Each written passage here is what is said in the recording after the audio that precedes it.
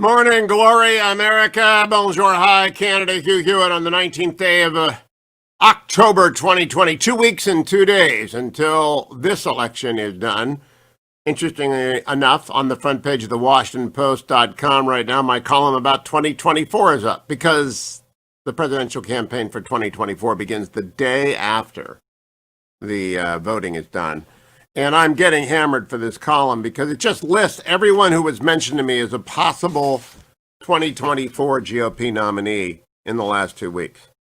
So I just listed them. I kept a little notepad, and if someone mentioned in passing, Marco Rubio is going to be running, I just listed them. So in the column, they are Texas Governor Greg Abbott, Arkansas Senator Tom Cotton, Texas Representative Dan Crenshaw, Texas Senator Ted Cruz, Florida Governor Ron DeSantis, Arizona Governor Doug Ducey, former ambassador to Germany and former acting director of national intelligence Richard Grenell, former ambassador to the United Nations and former South Carolina Governor Nikki Haley, Missouri Senator Josh Hawley, this is alphabetical of course, White House Chief of Staff and former North Carolina Representative Mark Meadows, South Dakota Governor Kristi Noem, National Security Advisor Robert C. O'Brien, Vice President Pence, Secretary of State Mike Pompeo, Florida Senator Marco Rubio, Nebraska Senator Ben Sasse, Florida Senator Rick Scott, South Carolina Senator Tim Scott, Pennsylvania Senator Patrick Toomey, Donald Trump Jr., and Ivanka Trump. Now, of course, if President Trump were to lose in 2 weeks and 2 days, he could be eligible to run again. And if he got in, at least 2 Trumps would get out. But after listing all this, everybody knows Vice President Pence is going to run, and I think everybody realizes Mike Pompeo and Tom Cotton are going to run, and I think most people realize that Marco Rubio is going to run. But the question is, what about the other 17? That's just a recording. I'm not endorsing. I'm going to be neutral in this thing. Back to Switzerland on the radio, as I was in 2015 and 2016. I know most of these people. I've interviewed them all, and they're all welcome to come on the show beginning November 4 and talk about their vision for the country. But instead, I got hammered because I left off Governor Larry Hogan of Maryland and Governor Charlie Baker of Massachusetts. Look, I got nothing against these 2 people. Larry Hogan's been a guest on the show. I think Charlie Baker cuts a pretty good figure up there in Massachusetts, but they haven't been mentioned to me. So it's the great mentioner. If you don't mention them to me, I'm not going to put them in a list of people who've been mentioned to me. So that's going to be the story of November the 4th. The story of November the 3rd is whether or not the Biden emails actually made a difference. Now, this morning, and I would like to hear from you, 1-800-520-1234. Do the Biden emails make a difference to you? Here's my caution. Everybody who's listened to me for the 20 years I've been doing this show know that in 2004, I instantly recognized Rathergate as a fraud. Instantly. It made no sense. It did not make a lick of sense. And because those documents were widely distributed, Powerline and others, and I helped, exposed those documents as a fraud, and Dan Rather got fired. Rathergate should inform the Biden emails and the Biden computer. All right? We had no idea where those emails or the documents that were produced in Rathergate were alleged to have come from. CBS just told us they were standing by their story. They were fake, and we figured it out. A couple of people, but especially Powerline, compared type fonts, etc. Well, the issue with the Biden emails is not the provenance of this computer. We know it was dropped off at a computer store. The owner gave it to the FBI. He kept a hard drive, gave the hard drive to Rudy's lawyer. Rudy's lawyer gave it to Rudy. Rudy gave it to the Post. The question is, was it ever doctored anywhere along the way? I don't think anyone's even seriously arguing that it was Hunter Biden's computer. But you've got to realize that if it was, it could have been doctored. And you could mix fake emails in with real photos. I'm not going to talk about any of Hunter Biden's personal problems. That is wrong and threatens everyone in recovery who listens to any show anywhere. And I hope they don't play the intimate tapes. I think that would be wrong. But the only question is, did the vice president, when he was vice president, use his office to advance the financial interest of his family? And post-vice presidency, did he deal with the Chinese Communist Party? Those are the only questions that matter to me. Hunter Biden can go off and do whatever he wants to do and pretend to sell access that he doesn't have and flim-flam people if he did. That doesn't matter. What matters is whether or not the vice president used the office of the vice presidency to advance the financial interests of his family, or if after leaving office, he did business with the Chinese Communist Party. This morning, for the first time, the New York Times has touched the story. Now, they did it the backwards way. New York Post published Hunter Biden report amid newsroom doubts. So this is the way that the New York Times finally recognizes reality that everybody in the country is talking about the Biden emails and the two questions I just asked. Did Vice President Biden use his office when he was vice president to advance the financial interests of his family? Or did Joe Biden do business with the Chinese Communist Party after leaving office? This is their way of saying they didn't duck the entire story. They've been silent for 4 days, but this will break open the doors. And of course, they're 2 weeks and allegations that more emails are coming, but the same questions will arise. Are they authentic? Here's the New York Times story. The New York Post front page article about Hunter Biden on Wednesday was written mostly by a staff reporter who refused to put his name on it, 2 Post employees said. Bruce Golding, a reporter at the Rupert Murdoch-owned tabloid since 2007, did not allow his byline to be used because he had concerns over the article's credibility, the 2 Post employees said, speaking on the condition of anonymity out of retaliation. Coming late in a heated presidential campaign, the article suggested that Joseph R. Biden Jr., Vice President Joe Biden, had used his position to enrich his son, Hunter Biden, when he was vice president. The Post based the story on photos and documents the paper said it had taken from the hard drive of a laptop purportedly belonging to Hunter Biden. Many Post staffers questioned whether the paper had done enough to verify the authenticity of the hard drive content, said 5 people with knowledge of the tabloid's inner workings. The tabloid is a newspaper, is a platform. It's just the same thing as the New York Times. It's absolutely the same thing as the New York Times. It is less biased, in my view, than the New York Times. Staff members also had concerns about the reliability of its sources and its timing, the people said. The article names 2 sources, Stephen Bannon, the former advisor to President Trump, now facing federal fraud charges. Yes, he is. They are unrelated to the computer, who is said to have made the paper aware of the hard drive last month, and Rudy Giuliani, the president's personal lawyer, who is said to have given the paper a copy of the hard drive on October 11th. Mr. Giuliani said he chose the Post because either nobody else would take it, or if they took it, they would spend all the time they could to try and contradict it before they put it out. Top editors met on October 11th to discuss how to use the material provided by Mr. Giuliani. The group included the tabloid veteran Colin Allen, known as Cal, Stephen Lynch, the Post editor-in-chief, Michelle Gotthelf, the digital editor-in-chief, according to a person with a knowledge of the meeting. Mr. Allen, who was the Post editor-in-chief 2001 to 2016 and returned last year as an advisor, urged his colleagues to move quickly, the person said. As the deadline approached, editors pressed staff members to add bylines to their story. At least one, aside from Mr. Golding, refused. Headlined Biden Secret Emails, the article appeared on Wednesday with 2 bylines. Emma Jo Morris, a deputy politics editor, who joined the paper after 4 years at Fox News, and Gabrielle Fonrange, a Post reporter since 2014. All right, I'm telling you, that's their way of getting the story out, which they know is a major story, without saying we approve of putting this out. Doesn't matter if they approve. My question to you, do you care? And I think I'm only going to care if I'm persuaded that the vice president used his office while vice president to enrich his family, or if he had dealings after being president with the Chinese Communist Party or its many front groups. What do you think? 1-800-520-1234 when we return to the Hugh Hewitt Show. Portions of the Hugh Hewitt Show are brought to you in part by Birch Gold Group.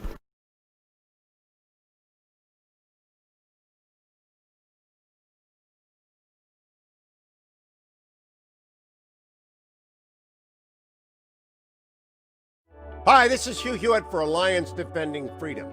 I am their partner, as you should be, in their ongoing support to defend religious liberty and free speech in the United States. Not just for Christians, not just for Catholics, not just for Mormons and Jews, but for everybody. And they do it for free because of the generosity of people like you. Please go to hughhewitt.com and contribute to the banner at the very top. Please give generously today. Defend your freedoms. Trending now on the Dennis Prager Show. Given the human desire for excitement, it cannot be fully expunged. Nor should it be expunged. So trick number one, if it is indeed a trick, is to be excited over the mundane. I think that's the primary solution to the problem. See, the desire for excitement very frequently leads to bad things. It is not inherently a bad thing, but it does almost inevitably, in very many cases, it leads to bad things. I quoted the terror. I mean, to give the total extreme, you had SS murderers, and they had a saying, "I never feel as alive as when I'm killing." They're apparently, for some humans, there is quite a rush in killing somebody. The psychopaths who capture people and then kill them often speak about these are true mentally ill psychopaths, but nevertheless there's something to be learned from them. The rush that they get from killing someone is not something I can relate to, but something I can read and believe. Keep up with what's trending. Subscribe on YouTube today.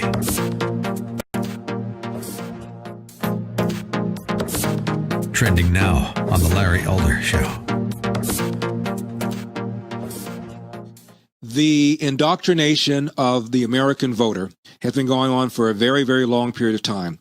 And we as Republicans, we as believers in liberty, we as conservatives should have pushed back a lot sooner. And we need to push back harder. That's why I made the Uncle Tom movie, because we also have to fight this battle at the cultural level too. Melissa, thank you so much for that. This is a crucial election. I'll tell you why. These guys get in charge.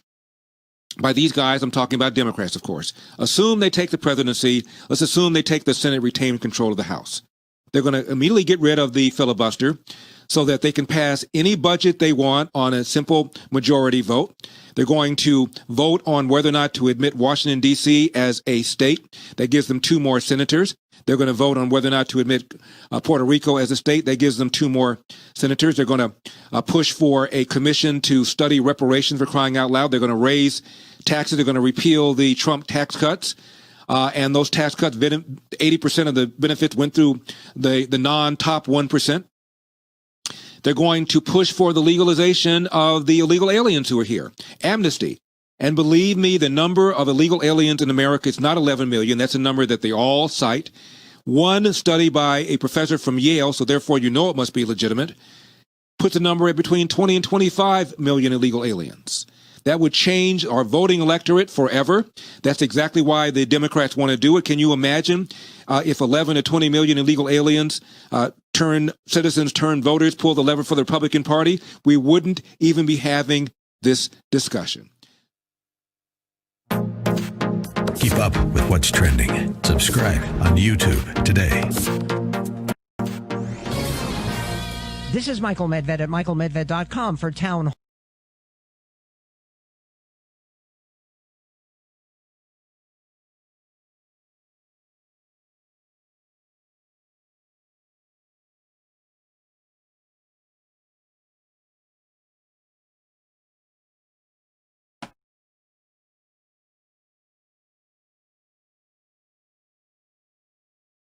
Welcome back, America. Coming up next hour, Bishop Aubrey Shines, founder of Conservative Clergy of Color, author of 8 Questions About Race. You can get the book at 8questionsaboutace.com, will join me. I am asking you whether or not the Biden emails matter to you. Let me first check markets, brought to you by Birch Gold. Everyone out there, including everyone in my new affiliate, WWTK, your Highlands News Talk, 7:30 a.m. in Sebring, Florida. Good morning, Sebring, Florida. I'm Hugh Hewitt. You'll hear about me. I do my bio on the first broadcast day of every month, but I don't do it every day, so you're going to have to wait until then. But WWTK, 7:30 a.m., I'm very glad to have you join me right there in the middle of the peninsula in Sebring, Florida. Welcome to all of you. The giant Borg that is the Hugh Hewitt Show keeps absorbing affiliates in this time of change, and I'm very glad to have the listeners waking up in Sebring, Florida on WWTK. I do the market report 3 times a day. This hour it's brought to you by Birch Gold Group. Birch Gold helps secure a portion of your retirement in physical precious metals. They take possession of the gold or the silver that you buy. They store it so you don't have to worry about it. They take care of it. Everyone should have between 10 and 25% of their wealth in gold and silver, whether it's in a safety deposit box or in your IRA held by Birch Gold. You can find out more about Birch Gold by going to Hugh Gold, HUGH Gold.com, or text my name, Hugh, HUGH, again for the new listeners in WTK. Don't misspell it. HughGold.com, or text HUGH to 474747. They will send you free information. Overseas this morning, Germany's up a little, England's down a little. The 10-year Treasury is at 0.74, and gold is up to 1915. That is largely because the Chinese published a story this morning that they expect 4.9% growth in the third quarter for the entire year.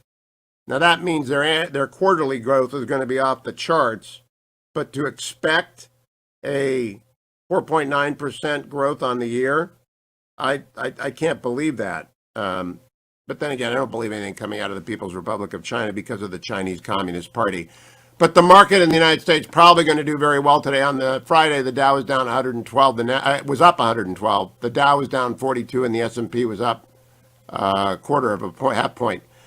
Today is going to be a different day. It's people are trying to factor in the volatility of the race.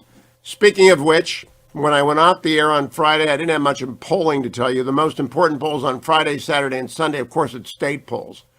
In Michigan, Trafalgar Group has Trump up 1. In Florida, Mason-Dixon has Biden up 3. In Florida, the Hill-Harris has a tie. In Arizona on Sunday, CBS News has Biden up 3, and CBS News has Trump up down 5 in Wisconsin. This is too close to call, people. Don't believe anyone else. It's just too close to call. I'm going to talk to Rick Gates in hour 3. He was the deputy campaign manager in 2016. He knows about these polls. He's written a great book called The Wicked Game. Now, my question to you, do you care about these Biden emails? I've got a lot of Pittsburgh people here, and you should know it's a pretty raw wound what the Steelers did to the Browns yesterday. So we're not going to talk about that, right, Chuck? Good morning. No, Hugh, I just wanted to talk about something we heard here in Pittsburgh, news coming out of Youngstown, that Youngstown wants to apply for an NFL franchise. Oh, Chuck, you're awful. You're terrible. You're awful. But anyway, what about the emails? Well, a couple things, Hugh. If Hunter was selling access, and if Joe had a piece of the action, doesn't that disqualify Joe from even running? And what about a status of some kind of investigation? Are we likely to know anything more about this before November 3rd?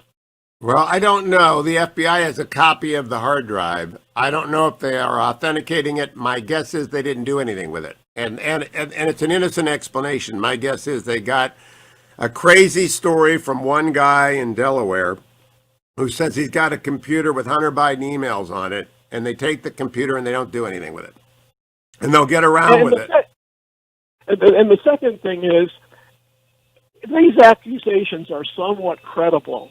Doesn't Joe Biden owe us some kind of explanation before? Well, yes, I would think Kristen Welker would ask at least a half dozen questions about this, along with court packing on Thursday night. Those are the two biggest holes in the Joe Biden story, and I hope Kristen drills down. I know her. She's a good reporter. I hope she drills down on the emails and on the court packing scheme. because the latter will destroy the republic. It will. Stay tuned, America. It's the Hugh Hewitt Show.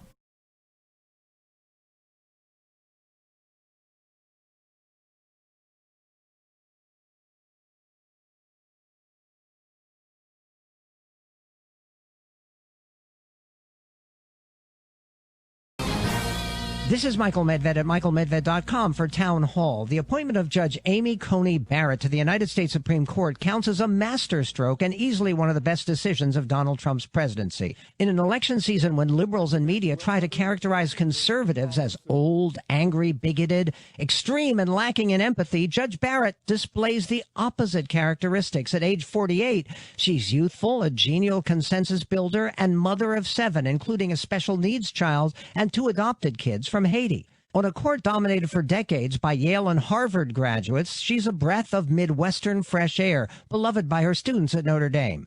Most importantly, she'll give new life to the originalist thinking of her mentor, Justice Antonin Scalia, in stressing what the Constitution actually says, not what Judge wanted to say. As Americans have been losing faith in public institutions, Judge Barrett can help to restore their confidence. I'm Michael Medved.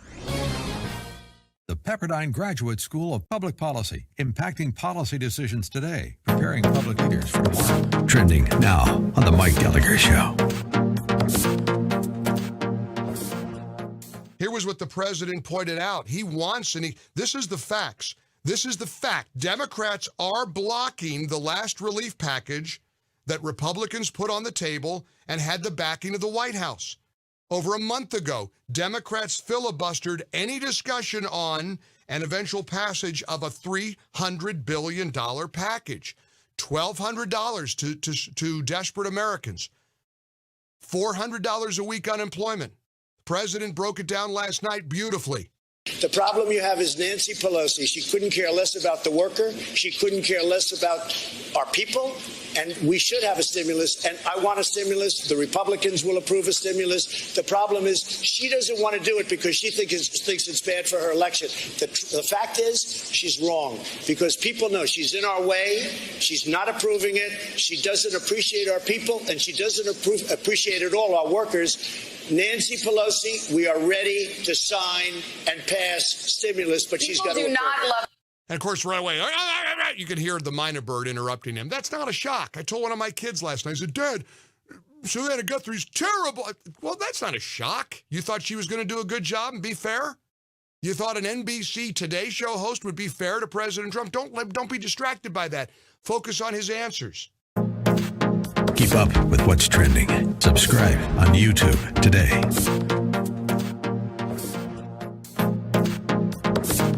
Trending now on the Eric Metaxas Show. Said Kayleigh McEnany is the press secretary for the President of the United States. When she posted a New York Post article, not just some crazy tweet, she posts a New York Post article, she was locked out of her Twitter account. Facebook suppressed this stuff. Twitter suppressed this stuff. They did it for different reasons, and the explanations that they gave were equally dissatisfying. Facebook tried to claim that this was illegitimately gained material, that they didn't have the right to this material to begin with, that it was hacked. Twitter took a wholly different path, saying something along the lines of, well, we can't prove that any of the facts involved here are true. So one of them's kind of admitting maybe truth to the facts, but saying that the legitimacy of how it was obtained was wrong, and the other saying they don't have proof that it is in fact true. Okay, but Kev, let's say somebody finds material, private material on me. They steal it, and they put it all over the web. You'd say, yeah, that's wrong. Eric, let me give you a more concrete example. The New York Times published information related to the president's tax information that was not legally theirs to publish. Correct. They had no source on the record for it. They had no clear legal obtaining of it, and yet they published it. And Twitter and Facebook did precious nothing about those articles when they were retweeted in Facebook throughout the universe. In other words, if you need proof that they are biased and that they're using their unbelievable, unprecedented power to try to get Joe Biden elected, you need no more proof than this. Keep up with what's trending. Subscribe on YouTube today. This is Owen Strand for townhall.com. If you're on a college campus today or have a child on campus, there's a solid chance you'll hear this. All white people are racist. You might hear this too. America is founded on white supremacy. These two sentences are not mere overheated emotion. They express an ideology called critical race theory, or CRT, which argues that race is a social construct made by white people. Just as race was once used to enslave and terrorize, so it is used today to keep America unequal, unfair, and hostile to minorities. The Trump administration just took symbolic and courageous action against CRT. It issued a memo to federal agencies calling for the end of the government's CRT racial sensitivity trainings, terming them divisive anti-American propaganda. Does America have real issues in its past? Yes. Have we made real progress that we must guard carefully? Also yes. The White House has led well here. I'm Owen Strand.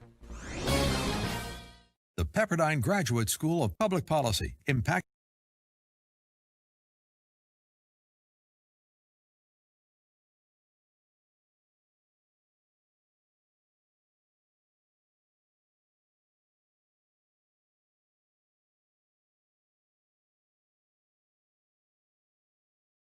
Welcome back, America. It's Hugh Hewitt. Thank you so much for listening to the Hugh Hewitt Show. Remember, we need you to vote. You got to keepamericaamerica.com.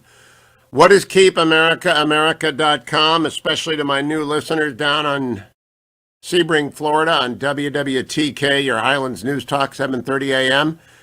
KeepAmericaAmerica.com is a project of the Job Creators Network. Job Creators Network is a longtime sponsor of this show. They've done a lot of different projects with us. I love JCN. And the Job Creators Network decided they had to make sure that you had voting information at your fingertips that you could trust. So they put together Keep America America. You enter your zip code. They tell you everything you need to know about early in-person voting. You know, it's already begun in some states. People are voting in Arizona and Michigan and Ohio and other places. We really need you to get out and vote in Arizona for Martha McSally and, of course, the president. Michigan, it's going to be close. Ohio, I think the president has it locked up, but you still need to go out and vote to make sure that's true. The best place to go for all that information is keepamericaamerica.com. Please don't wait. Please don't delay. Get out there and go to keepamericaamerica.com. Also want to tell everyone in Sebring, Florida, that I partner with Alliance Defending Freedom. And we have been raising money for ADF all month long. They are America's best civil rights organization. Would you invest $100 in defending religious liberty and free speech? ADF has won 11 Supreme Court cases since 2010. More than one case a year. They go up there and they win. They win in the appeals courts. They win in the district courts. They defend everybody whose religious liberty is threatened, and they do so for free because of the generosity of people like you who invest in them. Give $100 or your best gift, whatever you can, to keep ADF in the field. And hundreds of you are doing that. Thank you. I'd like it to be thousands of you. We all don't believe that I finally got to worship in person in church on Friday. 25 of us were allowed to go to church at my local church, and that was terrific. Finally. It was a little odd, but it was a great sermon, and that's the way Virginia is reopening a little bit at a time, and they're working out their methodology. And if anyone isn't allowed to reopen, and it's unconstitutional, the Alliance Defending Freedom will be there to save their right to free exercise of religion. Just go to HughHewitt.com. The top of the website has a banner, Will You Fight for Your Freedom? Give Now. I've been asking you, do you care about the Biden emails? I should also, during the break, I was telling Dwayne about Rich Lowry's story over at National Review. Rich went out and interviewed the head of Trafalgar Group, the pollster who thinks Trump is ahead. Now, you just heard me give you a couple of 4 different states, North Carolina, Wisconsin, Pennsylvania, and Michigan, where Trump is a little bit down in the polling average, but not in Trafalgar. And so Rich went out and interviewed the head of Trafalgar, Robert Cahaly, who predicted a Trump victory in the latest edition of the National Review Online podcast. And why he explains his numbers are different. He believes in social bias. He thinks a lot of people are for Trump and they won't say it. And there's a story this morning about Trump losing seniors. Well, the people least likely to say they are for Trump, who are going to vote for Trump, are seniors, because they are most conflict adverse and they don't want their kids or grandkids yelling at them. That's just the simple fact. Senior, the older you get, the more conflict adverse you become. unless you're me. I'm 64. I'm not conflict adverse. My kids tell me something I don't like. I tell my kids, you're wrong. And they tell me I'm wrong. And, that's how we raised them, to be smart and courteous. But some people aren't like that. They yell at mom and dad or grandma and grandpa. So grandma and grandpa don't tell them anything. They tell them what they want to hear, or they tell pollsters a lie. And Trafalgar says that's the difference. I don't know. I'm focused on the Biden emails. Do you care? Let's stay in Pittsburgh with Peg. Peg, do you care? Hello. Good morning. How you doing? It's David. Oh, David, it says Peg.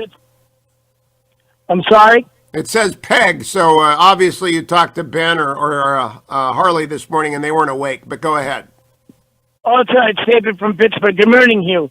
First of all, Hugh, the New York Times must be living in a glass house throwing big avalanche-sized boulders at the Post because they're hypocrites. They're just as much, if not a bigger tabloid than the New York Post. And, I am concerned about the emails to you, but I'm also concerned about the freedom of speech side because what Twitter did and Facebook did. I tried to get on Twitter with the New York Post portion of Twitter. I couldn't get in all weekend, because they got them blocked over this email thing, and it's also blocking freedom of speech. What's your thought on that? Well, Twitter is not the government, so they are not constitutionally required to give freedom of speech to everyone. They're not. If it was a government website, they couldn't block the post.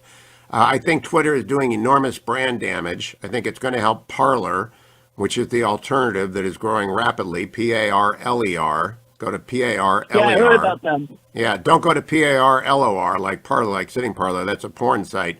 Go to Parler, Parler. No, I'm definitely not going to go there, buddy. Yeah, I'm just saying one more point is the fact that, I think this is going to be a repeat of 2016. I think Trump's going to win big.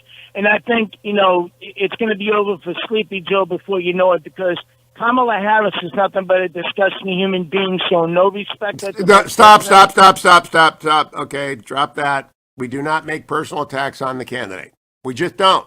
No personal attacks here. That's not what we do. Bob, also in Pennsylvania. I'm glad to see a lot of the Keystone State listening to me because despite the fact that people cheated in Pittsburgh yesterday, I'm glad to have you, Bob. Good morning, you. And first, I want to give you a little sales pitch here. That Relief Factor works for my wife. I got it for her, and it works. Yeah, she loves it. So that's why I'm about to take it. I'm about to take it. I owe that to you. So, thank you. You listen to me. So. Did you root for the Browns yesterday since I did you a good turn? Yes, I did. Yeah, well, it was a bad day. I did. We'll be back. Oh, yeah. We'll be back. That's where we take it. That's where we take it one day at a time. Right? Yeah. So I think it's legit. And I'll tell you two reasons why. I think with Rudy Giuliani being the ex-prosecutor and what he does for a living, I think it was verified by him. But Tucker Carlson had on the one day, and then the second day he came on, and he said it's been verified. And then lastly, I feel sorry for this blind guy that's like, you want to kill the messenger, but he stated. And lastly, my big question is, the FBI had it. What did they do with it? I would like to hear from Director Wray what the status of the computer is. I believe that we have a right to know not whether or not he believes all the emails, but does he have it? Are they looking at it? And when will we know what he thinks? I believe that is a question that Director Wray ought to answer. Bob, thank you. Let me go down to Blue Ridge, Georgia, where the voting is, Ray, everybody's got to vote in Georgia. You got to go to keepamericaamerica.com. Good morning, Ray. Good morning. How are you, Hugh? I'm great. What do you think about the Biden emails? You believe them? Yes, sir, I do. I think Biden's been dirty for a long time. I'm not personally attacking him, but this is obvious, and the fact that, the media is trying to cover it just makes you want to know more. And it's out there, and I just think it's crazy that Joe's going to go and say it's been debunked, and that's it. Nobody's going to question him on that. Yeah, if you're Kristen Welker, you ought to ask, are the emails authentic, Mr. Vice President? And if he says yes or no, that's an answer. And then, are you willing to assure everyone you have never met with anyone from a Chinese company or a Ukrainian company? I mean, you can only get, there's no sense, if he denies it, he denies it, but he ought to be asked. He ought to be asked. Thank you, my friend. Dale in Detroit. Dale, John James is ahead. Have you voted yet? I dropped off my ballot on Friday. Did you vote for John James? No, I did not. Why not? Just not voted for any Republicans this year. Oh, okay, so that's fine. We talked to Democrats here. Glad to have you anyway. What's on your mind? I don't trust the computer at all with Giuliani and Bannon involved, with the reports of Giuliani being played by the Russians. I just don't trust the property. Where is that report? Dale, where is that report that Giuliani's being played by the Russians? It was all over the news about a week or so ago. The Times, the Post, everybody had it. No, I saw some anonymous sources saying that Rudy had been targeted by Russian intel when he was in Ukraine, but it didn't say anything about Russian intel involved with this computer. This computer comes out of Delaware. Rudy took possession of it via his lawyer. And until someone challenges the chain of custody and suggests that the Russians got to the blind Delaware computer salesman, that allegation, I can also tell you Rudy busted the, big five crime families. It doesn't have anything to do with this computer. This computer is the question. It's provenance, right? Exactly. And so the fact that Rudy held it doesn't tell me anything. Dale, but thank you. You're always welcome. You made a mistake on John James. Someone in Detroit, get up and vote this morning to offset Dale. Brent in Los Angeles. Do they matter to you, Brent? Hello, Hugh. Well, it matters to me, but not all that much, in as much as there's so many other things that one could ask as to why he's supporting court packing, why he doesn't seem to support the Constitution, the First Amendment, the Second Amendment, why he seems to be supporting CCP more than America, or he's supporting the Iran deal, or Antifa, or BLM, or Ilham Omar, or Rashida Tlaib. There's just a pile, and this just is just adding to that pile. Well, the key thing is a lot of voters are high information voters like you. You've just told me, you've signaled you're aware of many issues. But a lot of voters are low information voters. They vote, they do their civic duty, but they make up their mind based upon what happens in the last month, and they make up their mind on trustworthiness. Mm-hmm. This issue goes to the heart of whether or not you can trust Joe Biden. And if he's been telling us for years that he's clean and he's not clean, that's really bad. Hey, Brett, thank you. I got to get to Pittsburgh again. Victoria. Good morning, Victoria. Morning, Hugh. I want the emails. Well, do you trust them?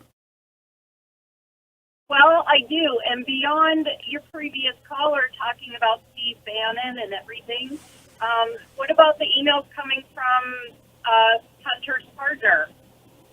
Well, I have read that story, but I am skeptical of the provenance of that story. I'd have to see those emails coming from someone else. The New York Post is a pretty rigorous news organization. And so I am not going to, the Steve Bannon partner, the Hunter Biden partner emails, I don't know about that, and I'm not going to go with that until I see that in another news source. Victoria, thank you. I want to remind everyone that ReliefFactor.com, right here, which one of my callers gave an unsolicited testimonial to. Listen, my friends in Sebring on WWTK, 730. What do they call you? They call you the Talk, your Highlands New Talk. The Highlands in Florida. I was unaware of it. I got to get to Sebring. My friend Mark tells me that it's Gator country, so they won't know much about football down there. But Ohio State rules here, friends in Florida. We just going to warn you. I take Relief Factor every morning at this hour. It's 4 pills if you're watching on my YouTube channel, or you are watching on Instagram, or you're watching on Facebook. You can watch the Hugh Hewitt Show. There are the 4 pills. You see it? And there you go. And with my lukewarm coffee, down go Icarian, curcumin, resveratrol, omega. They're the only natural supplements I take. I do take a vitamin. I do take vitamin D in this era of the virus. But I will tell you this. You need to give it a try if you have a recurring ache and pain. In my case, it's back. And oh my gosh, we went to Charlottesville to see the Highlands in Monticello on Friday and Saturday. Monticello is such an extraordinary place. It really, I hadn't been there in 35 years. Such an extraordinary place. So I drove back with the Fetching Mrs. Hewitt, and we had bad traffic, 3.5 hours. And I got to tell you, the sciatica was terrible. Teeth grinding. Double down on Relief Factor. Feel good this morning. I'll be back out there afterwards. 1-800-520-1234. Go and order Relief Factor at ReliefFactor.com and come right back here on the Hugh Hewitt Show.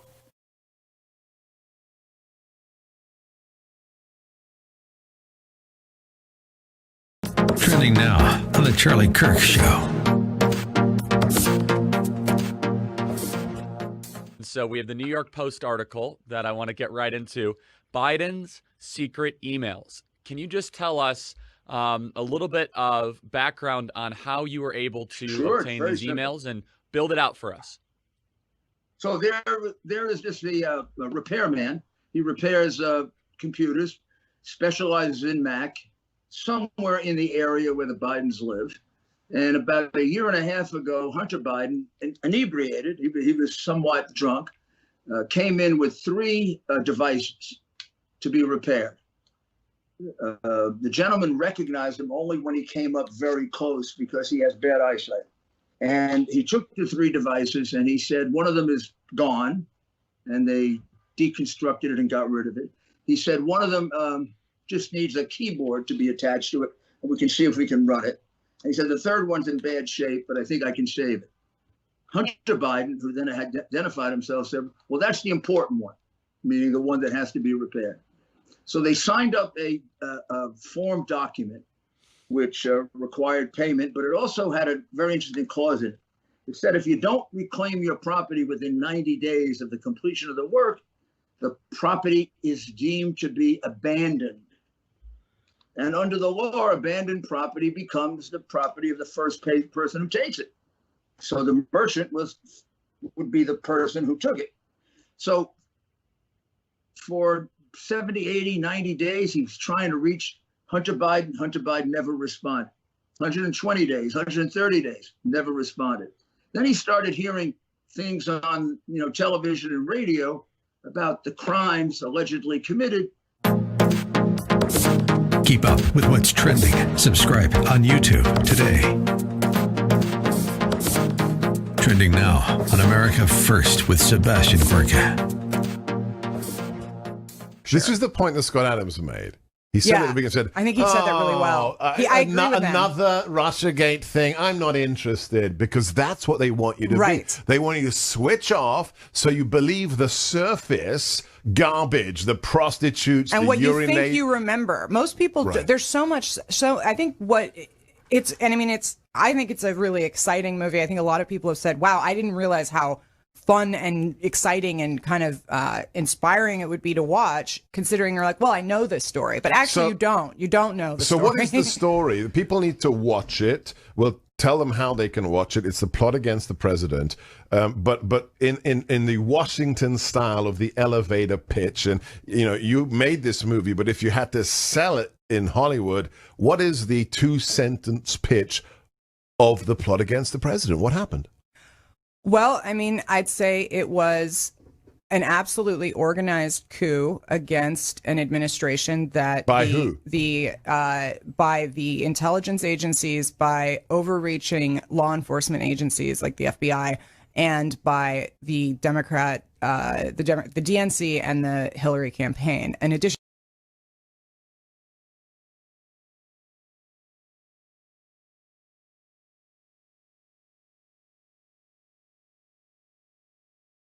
Welcome back, America. It's Hugh Hewitt. I was telling you in the last segment, and I have now tweeted out the link to Rich Lowry's interview with the head of Trafalgar Polling. This is Cahaley's breakdown, writes Rich. She believes Trump will win North Carolina and Florida, discounts Biden's chances in Georgia because the Republican base vote is too big there. Same is true in Texas. As for Arizona, quote, I think Trump has the lead. Cahaley says, I think Martha McSally has some ground to make up. I see her about 5 points behind Trump, but I think Trump will probably win the state and win it by a couple of points or more. If he wins it big enough, McSally has a shot. Trump isn't there yet in Pennsylvania, according to Cahaley. Right now, we've got him down in Pennsylvania, he says. I think if it were held today, the undecided would break toward Trump and there'd be some hidden vote. He'd probably win Pennsylvania, but I'm going to caveat on only Pennsylvania. I believe Pennsylvania to be the #1 state that Trump could win and have stolen due to voter fraud. In Michigan, Trafalgar has said Trump is ahead. I think he will win Michigan, Cahaley said, citing fear of the Democratic economic agenda. If it happened right now, Cahaley says my best guess would be an electoral college victory for Trump in the high 270s, low 280s. Now, that's the most optimistic pollster out there. It depends on turnout. It is a turnout election. So please go to keepamericaamerica.com and find out where to vote and vote today. Also, I believe the Biden email story could decisively impact this if people believe it. Do you? Fred in Chicago, do you believe it? Good morning, Hugh. I am an attorney just like you, so because of that, I am naturally skeptical and want to wait. It seems at least it seems to have credibility, but I was supporting the president regardless. But something struck me as pretty ironic this morning. The New York Times, in its story, was claiming that the New York Post's one of the authors of the article didn't want to put his name on it due to his fear of it not being credible, but at the same time, the sources of the New York Times did not want to publish their names. So why should we accept them, in other words, anonymous sources, as credible?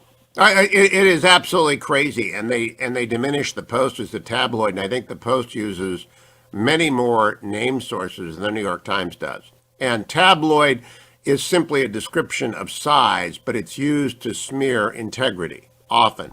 And that was a low blow that is beneath what used to be the old gray lady. But they're caught in a click war with the New York Post, and the New York Post is winning this week. Fred, thank you. Let's go to Florida and Alex in Windermere, Florida. Hi, Alex. Good to have you on the program.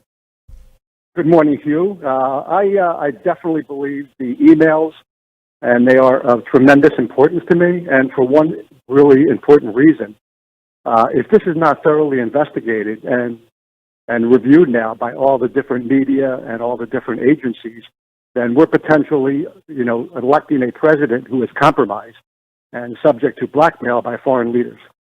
Well, that's what they always said about Trump, but then we had 2.5 years of special counsel investigation, and there was no collusion and no compromise.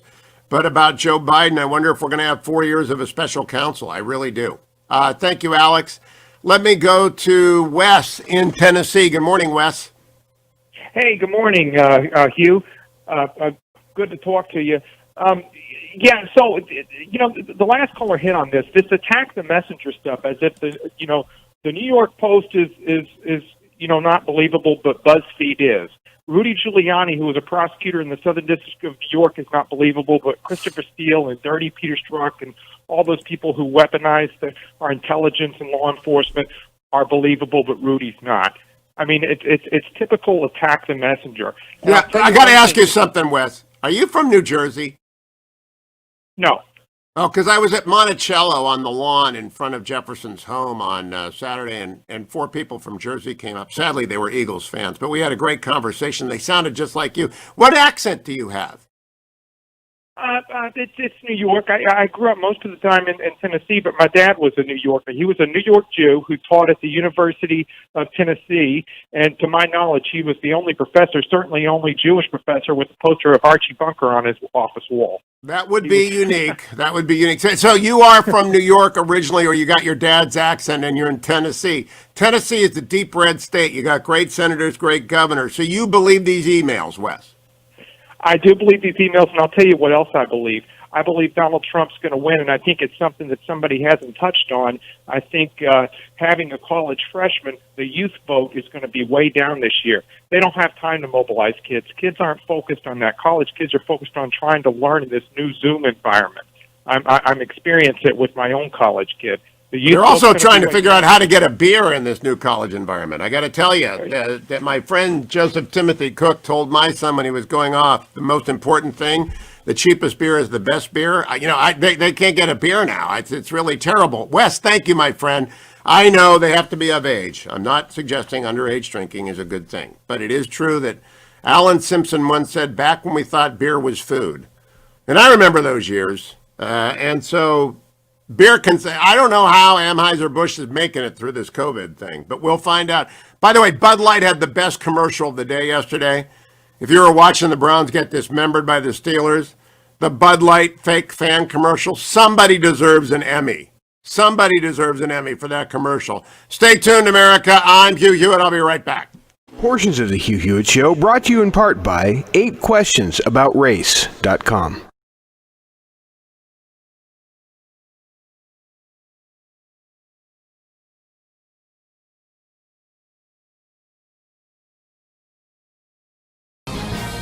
This is Michael Medved at michaelmedved.com for Town Hall. The appointment of Judge Amy Coney Barrett to the United States Supreme Court counts as a masterstroke and easily one of the best decisions of Donald Trump's presidency. In an election season when liberals and media try to characterize conservatives as old, angry, bigoted, extreme, and lacking in empathy, Judge Barrett displays the opposite characteristics. At age 48, she's youthful, a genial consensus builder, and mother of 7, including a special needs child and 2 adopted kids from Haiti. On a court dominated for decades by Yale and Harvard graduates, she's a breath of Midwestern fresh air, beloved by her students at Notre Dame. Most importantly, she'll give new life to the originalist thinking of her mentor, Justice Antonin Scalia, in stressing what the Constitution actually says, not what Judge wanted to say. As Americans have been losing faith in public institutions, Judge Barrett can help to restore their confidence. I'm Michael Medved. The Pepperdine Graduate School of Public Policy, impacting policy decisions today, preparing public leaders for tomorrow. Trending now on The Dennis Prager Show. In deaths per million, they're the only one of any size that had, I'm not counting San Marino or, Channel Island. They are the only ones with no deaths. No masks, no deaths, gather together, never locked down, kids went to school. Front page article, LA Times, teachers refuse to go in until it's safe. That's real courageous. Now you'll say, well, it's not a matter of courage, you got to be safe. Are kids really dying? There isn't one kid during the worst of the pandemic. Swedish schools were open for kids under 16, no kid died. They don't have an example of any more teachers getting it than from anybody else. Teachers got it from teachers. By the way, so what if you get it? In most cases, not most, in nearly every single case, if you get it, you're okay. You want to know what the best vaccine is? Getting it. That's the best vaccine for the vast majority. We're talking 99.5% of humanity.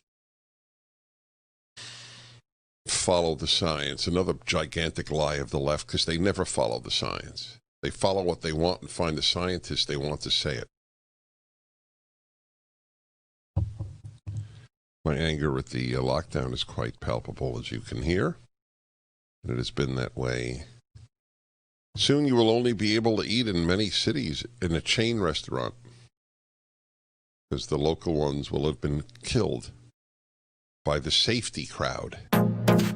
Keep up with what's trending. Subscribe on YouTube today. Trending now on The Larry Elder Show. Pat is in Minneapolis, Minnesota. Pat, you're on The Larry Elder Show. Thank you so much for calling. It seems to me during the Democratic primary, there was a lot of talk about not only taxing the wealthy, but something called the wealth tax. And it was my understanding that they were taxing the wealth that you had from your savings, from your assets, from your house, that kind of thing. That's right. At 10% a year, at every year. Every year. Like a living estate tax that goes every year.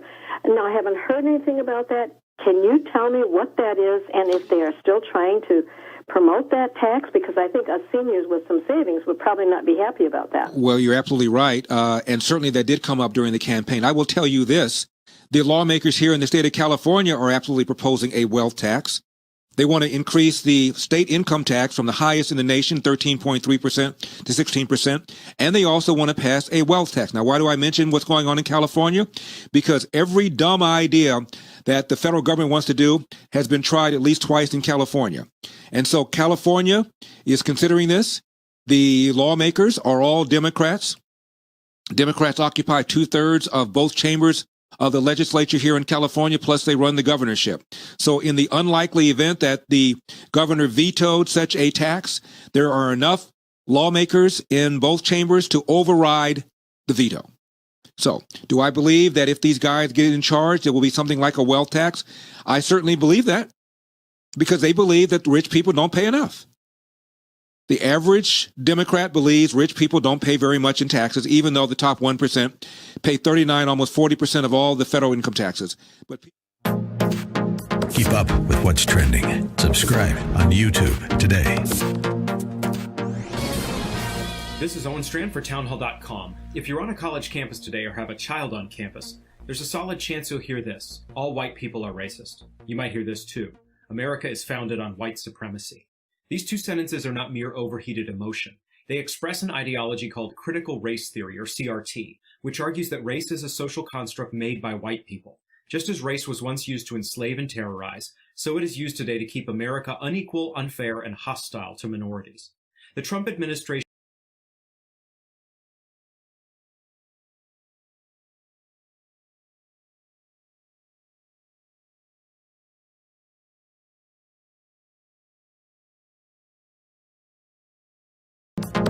Trending now on The Mike Gallagher Show. Like including what police officers he thinks should do when their life is in jeopardy and a dangerous bad guy, a dangerous person armed is charging a police officer. Sheriff Joe knows how to handle that. We can do this. You can ban chokeholds. You can, but beyond that, you have to teach people how to de-escalate circumstances. De-escalate. So instead of anybody coming at you, and the first thing you do is shoot to kill, you shoot them in the leg. There's ways you have to do more background checks in terms of whether or not the person coming in passes certain psychological tests. Yeah, he just lost the entire law enforcement vote in America because anybody who is law enforcement, anybody who loves law enforcement like a family member, anybody who is a relative of law enforcement knows how asinine it is to say you shoot somebody charging at you instead of center mass to stop them. You shoot them in the leg. You clip them, right, Uncle Joe? You clip them in the ankle. That's what you do when they're coming at you with a .357 Magnum. You shoot them in the like that, and when you shoot them in the leg, don't shoot them in the femoral artery. Shoot them in the fleshy part of their ankle, preferably on the left side, where there's a little. Maybe you could just get their big toe, right, Mr. Law enforcement expert. He just lost the entire law enforcement vote. Keep up with what's trending. Subscribe on YouTube today.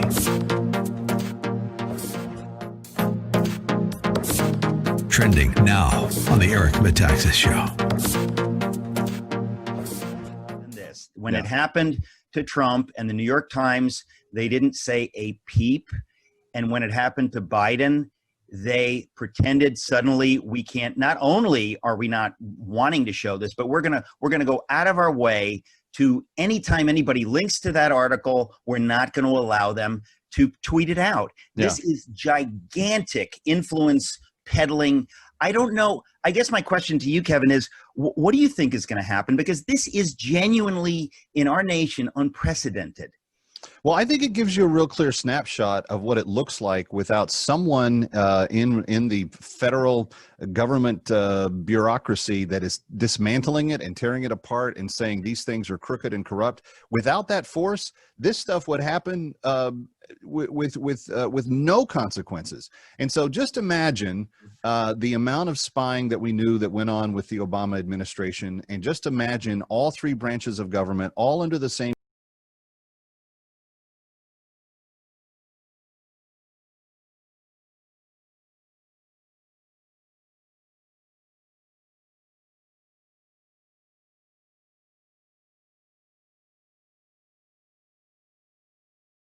Morning, glory, America, bonjour, hi, Canada. Hugh Hewitt inside the Beltway. A special welcome to WWTK, your Highlands News Talk, 7:30 a.m. in Sebring, Florida.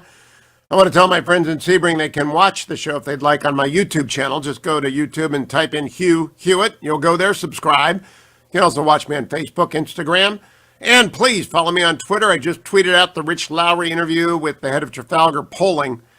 Where's the race stand? Reince Priebus is my friend. I've known Reince for 10 years. Reince was on with Face the Nation former chairman of the RNC, former chief of staff to Donald Trump. Here is Wright's assessment yesterday, cut number 10. No, not at all.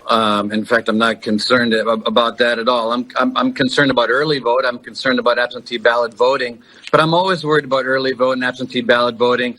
I haven't re-emerged. I've always been helpful to the president, helpful to the RNC. But look, early vote and where we're at in the pandemic and having 5 times more people vote in Florida than ever before. These are unprecedented times. The polling is all over the map. This is something that's going to come down to the wire, and I hope and expect the president to win. Well, what are the battleground states that you think he can win? Because as you heard from our poll, Joe Biden is at an advantage here. Well, first of all, Margaret, these polls are really, really complicated to measure. What we have in this country, we have never seen before. We have regional, aside from, working class white voters, suburban women. One of the other things that's going on in this country is that President Trump is winning in these rural parts of the country in unprecedented numbers.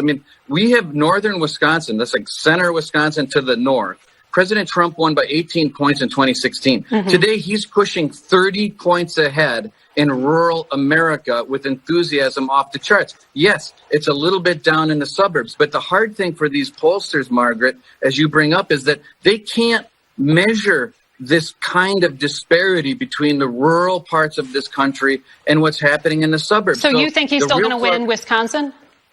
Well, I got to tell you, I saw the CBS poll this morning, and I'm not spinning you. I was slightly encouraged by it because in the Real Clear Politics average in Wisconsin in 2016, the president was actually down by 6.5 points, and he won. But also, Margaret, Gary Johnson got 106,000 votes as well in 2016. So Trump didn't just win Wisconsin in 2016 when they said he would lose by 6.5. He won, plus another conservative candidate got 106,000 ballots. So Wrights is right. They don't know how to poll this. They have no idea how to poll this, and there are some optimistic results out there. And don't be talked out of voting. The key is to vote. Meanwhile, over on Fox News, we had Kevin McCarthy talking to Maria Bartiromo about the emails. So let's hear Kevin McCarthy, then we'll have Joe Biden's response, cut number 12. Well, first of all, what Devin says is correct. What did we learn now? It's a very similar playbook. We are just now finding out 4 years later that the CIA did know that Hillary Clinton was making up the Russian idea with President Trump. That Brennan actually briefed President Obama, that they sent a memo to the FBI, to Comey and Peter Strzok, and never told anybody in Congress or the American public. Now we find right before the eve of an election that Hunter Biden, Joe Biden, money could be involved here, all the speculations of things we've heard before. And Maria, it comes down to one simple question. The American public deserves the right to know, and Joe Biden has a responsibility to answer these questions, which he's avoiding. Before this election takes place, these questions needs to be answered before the American public. Because as the FBI, did they have this computer? Did they know of this again? Are they repeating the same bad behaviors before? And it is out in the public right now that China is trying to influence our election. That's what the FBI tells us. The most sophisticated country, the one that has one of the largest economies coming after us, and they have a directive of what they want to do. They want to assist Joe Biden. Now, what did Joe Biden say about the emails on the computer turned over by the Delaware repair company after abandoned by Hunter Biden? Joe Biden said this when asked about it by a CBS reporter, cut 18. And Mr. Biden, what is your response to the New York Post story about your son, sir? I know you'd ask it. I have no response. It's another smear campaign. Right up your alley. They're the questions you always ask. And did you... He attacked the reporter. Right up your alley, a smear campaign, one of the questions you always ask. Well, the president talked about these emails yesterday, cut number 2 in Carson City.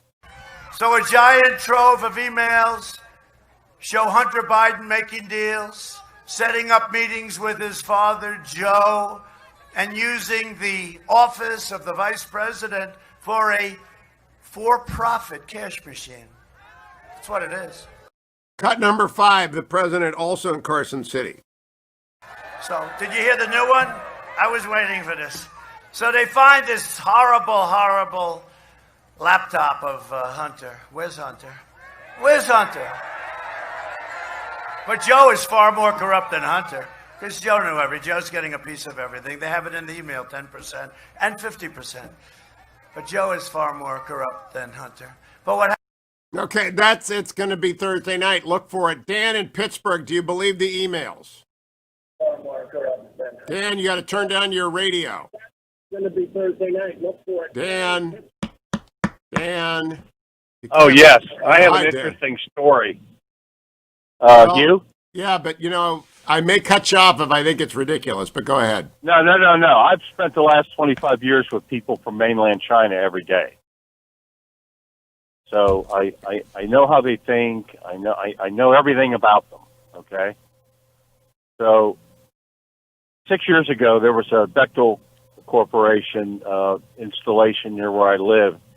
They caught 4 Chinese, quote, students over the hill trying to read computer screens with telescopes, and they were caught.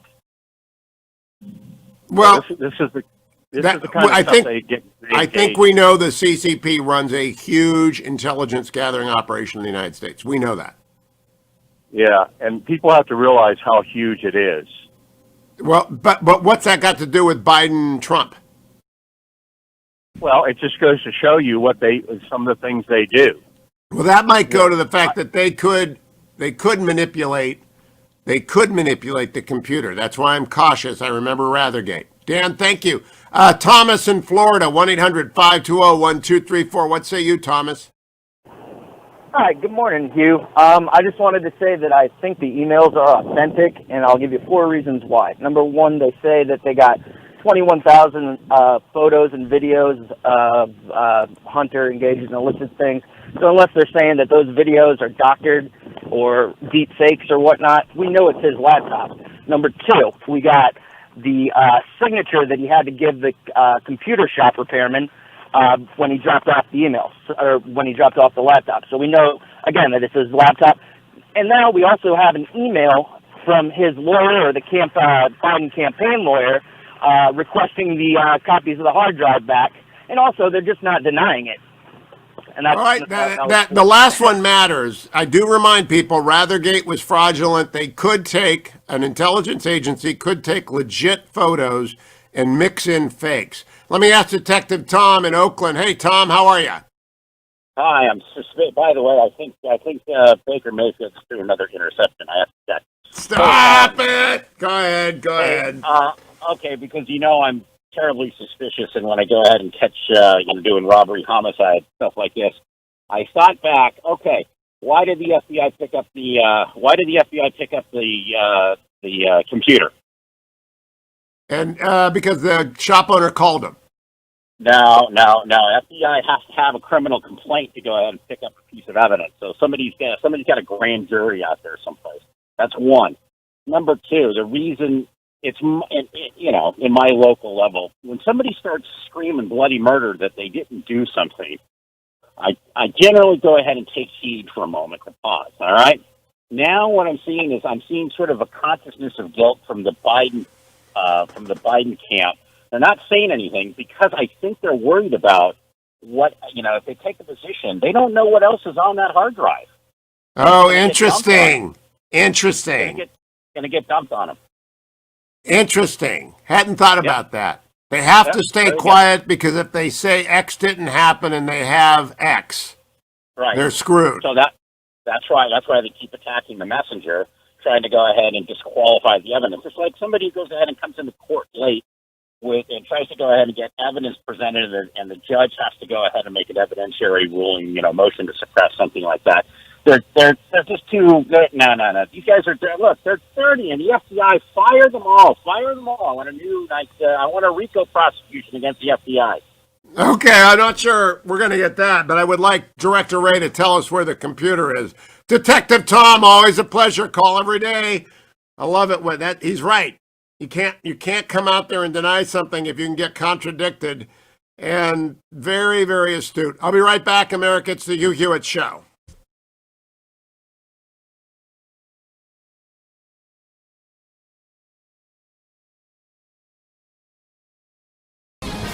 This is Owen Strand for townhall.com. If you're on a college campus today or have a child on campus, there's a solid chance you'll hear this. All white people are racist. You might hear this too. America is founded on white supremacy. These two sentences are not mere overheated emotion. They express an ideology called critical race theory, or CRT, which argues that race is a social construct made by white people. Just as race was once used to enslave and terrorize, so it is used today to keep America unequal, unfair, and hostile to minorities. The Trump administration just took symbolic and courageous action against CRT. It issued a memo to federal agencies calling for the end of the government's CRT racial sensitivity trainings, terming them divisive anti-American propaganda. Does America have real issues in its past? Yes. Have we made real progress that we must guard carefully? Also yes. The White House has led well here. I'm Owen Strand.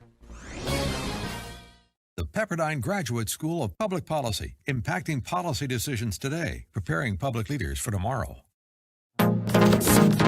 Trending now on America First with Sebastian Gorka. It demonstrates that Joe Biden, the Democrat nominee for president, this is not a Hunter Biden scandal. This is a Joe Biden scandal. Joe Biden lied to the American people when he said he had nothing to do with Hunter's businesses. We now know, we have email documented proof that nobody's disputing the authenticity of these emails, nobody's disputing the authenticity of the documents, that Joe Biden met with Burisma leadership at the behest of his son, when he was Hunter vice Biden, president. when he was vice president of the United States, and then he lied to the American people about it. His campaign doesn't even deny taking a meeting. What do they say? What did they say? They It's just fascinating. claim that there was no meeting on his quote-unquote official schedule. I can tell Doesn't you... mean anything. Doesn't mean anything. I can tell you presidents and vice presidents take scores of meetings that are not on their quote-unquote official schedules every day. We've been able to document at least 3 in the last 24 hours that Biden has taken as vice president of the United States. In fact, I can tell you because I've met with the current president and vice president of the United States, and those meetings are not on their official schedule. The Those last are time I interviews. met the president, I was in the White House, said I wanted to meet him, and they put me in the Oval Office after a COVID test. I wasn't on the agenda. Right, exactly. Keep up with what's trending. Subscribe on YouTube today.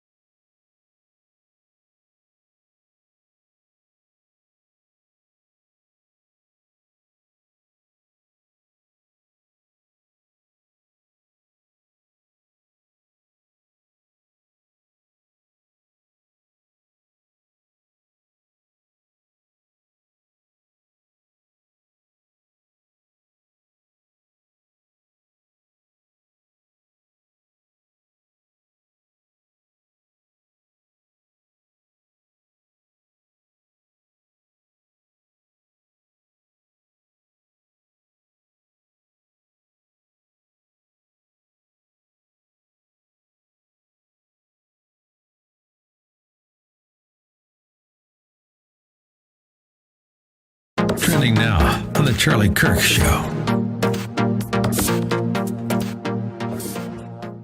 Amy Coney Barrett was, of course, pressed on Roe versus Wade. Let's go to cut 1. This is her response on the decision of Roe versus Wade. Play tape.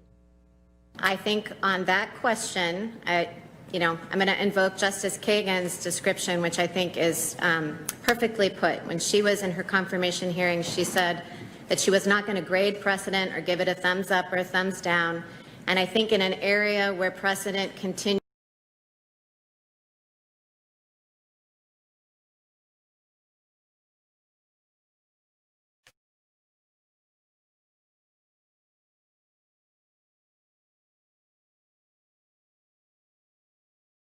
Welcome back, America. Hugh Hewitt. Wisconsin Senator Ron Johnson was on with Maria Bartiromo yesterday talking about the emails that the New York Post had published that suggest Joe Biden used the office of vice presidency for personal enrichment, and after the vice presidency entered into a business relationship with a company that is a CCP, Chinese Communist Party front. Cut number 14. People, of course, are assuming that is Vice President Biden. And, of course, there's a completely different computer now with different emails. This is a computer from one of the Devon Archer's co-conspirators in this Indian or this tribal bond fraud. This man, together with Archer Devon, was convicted. He's sitting in jail. Archer Devon, oddly enough, his jury conviction was overturned by a judge who just happens to be married to one of the members of the Mueller special counsel team that was the lead prosecutor in the Paul Manafort trial. So there's some amazing connections here. But again, what we're finding is we're finding more and more validation that these emails are true. So you got one of the recipients on that email chain has told Fox News that, yeah, that's a true email. Now, these other emails that Breitbart's breaking from Bevan Cooney is the co-conspirator, the man who's in jail right now. It's totally separate email server, totally separate emails that also are starting to paint a picture of the corruption, the vast web of connections that Hunter Biden, his firms, Devon Archer were involved in. This requires serious investigation in the fact that the mainstream media is suppressing this information from the American public is a scandal in and of itself. The New York Times today lifting that just a bit, but they did so in a way that they appear not to be doing it. They talk about the emails, but they don't deny their authenticity. They just talk about the New York Post. Connie in California, what do you think, Connie? Yes. I'm a first-time caller. Thank Why you. haven't you read the book Secret Empires by Peter Schweitzer? Well, because it's a big, long book, and I read the summaries of it. Well, maybe everybody ought to pick it up. Not only covers the Bidens in Ukraine, I'm afraid he covers a little about Mitch McConnell and his wife. I'm learning about smash and grab. Okay, Connie, we can't cover every part of Peter's book. It's very long, but thank you for the call. Jan in California. Good morning. Morning. I want to thank you for all you do. I wish you were a monitor for one of the debates. You do your homework. You're brilliant, and I enjoy you because I don't speak that much. Thank you. I just wanted. Giuliani was on Mark Levin's show last night, and he had quite a few of the emails. And one email that he said was about Hunter, and I feel sorry for him for all that he's gone through. But the email he is sent to his daughter. Oh, please don't talk about that one, Jan. I have a rule. I don't talk about the addiction emails. I don't want other people who are listening who are in recovery to be discouraged. No.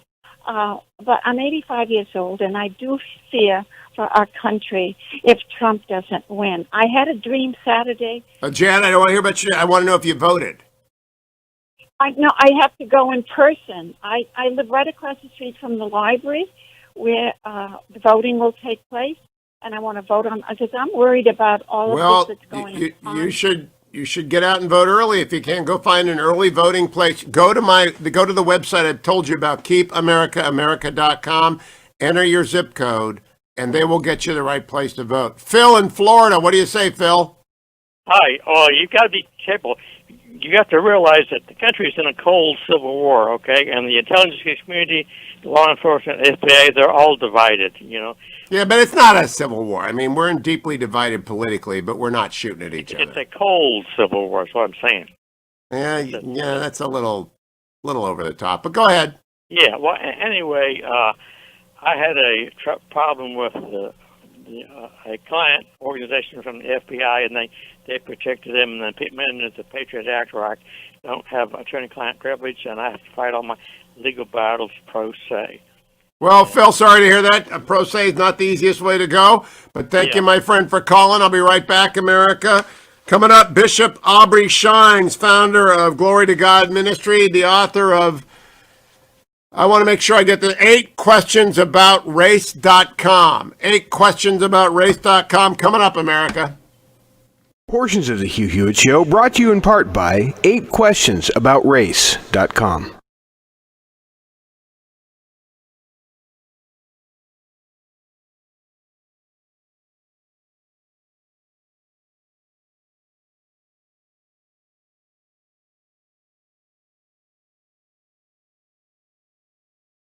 Hi, this is Hugh Hewitt for Alliance Defending Freedom. I am their partner, as you should be, in their ongoing support to defend religious liberty and free speech in the United States. Not just for Christians, not just for Catholics, not just for Mormons and Jews, but for everybody. And they do it for free because of the generosity of people like you.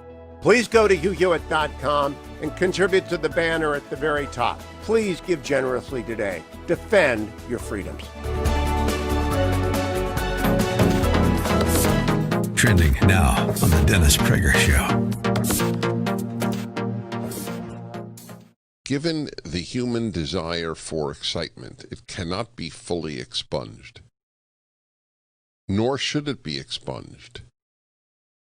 So trick number one, if it is indeed a trick, is to be excited over the mundane. I think that's the primary solution to the problem. See, the desire for excitement very frequently leads to bad things. It is not inherently a bad thing, but it does almost inevitably, in very many cases, it leads to bad things. I quoted the terror. I mean, to give the total extreme, you had SS murderers, and they had a saying, "I never feel as alive as when I'm killing." They're apparently, for some humans, there's quite a rush in killing somebody. The psychopaths who capture people and then kill them often speak about these are true mentally ill psychopaths, but nevertheless there's something to be learned from them. The rush that they get from killing someone is not something I can relate to, but something I can read and believe. Keep up with what's trending. Subscribe on YouTube today.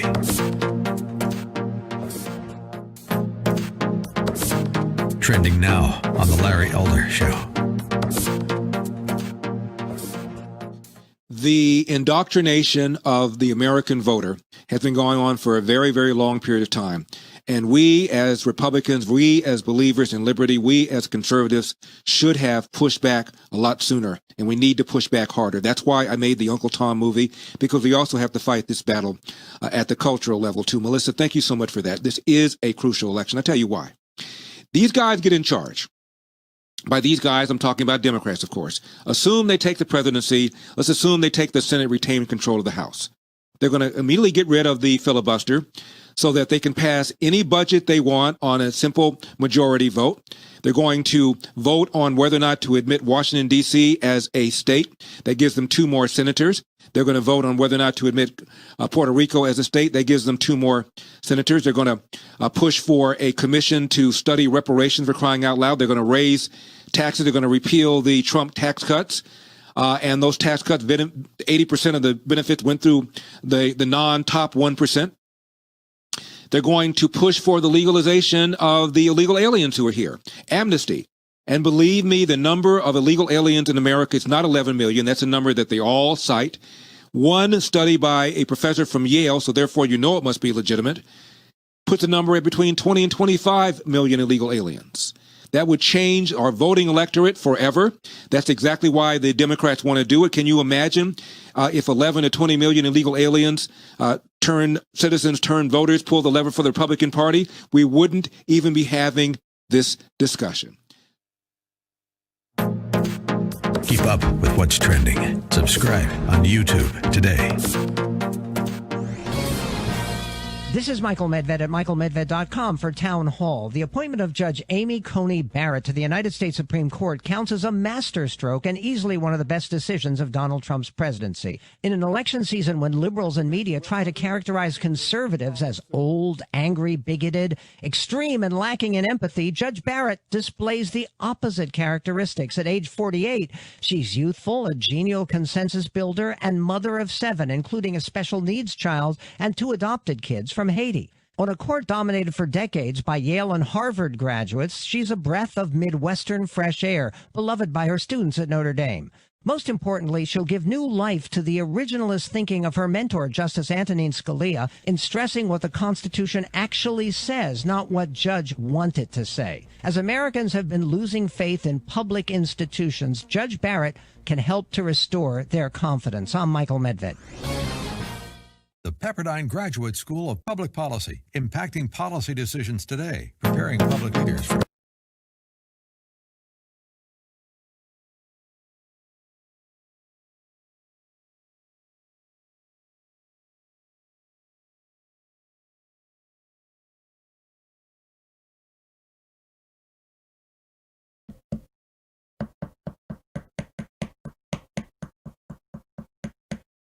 Welcome back, America. Hugh Hewitt. My listeners on AM 860 Tampa Bay will know about Bishop Aubrey Shines. He's now the author of a great new book called 8 Questions About Race.com. Good morning, Bishop. Welcome to the Hugh Hewitt Show. Good morning. Great being with you this morning. All right. I want everyone to hear 7 times the Frank Luntz rule, 8 questions about race.com, because if you don't say 8 questions about race.com 7 times, Bishop, then people won't remember 8 questions about race.com. So we got 2 more to do because I'm going to say 8 questions about race.com right there. So that's how I preach URLs. Tell us what it's all about. Well, in a nutshell, 8 questions about race.com. I'm sorry, I just couldn't help myself there.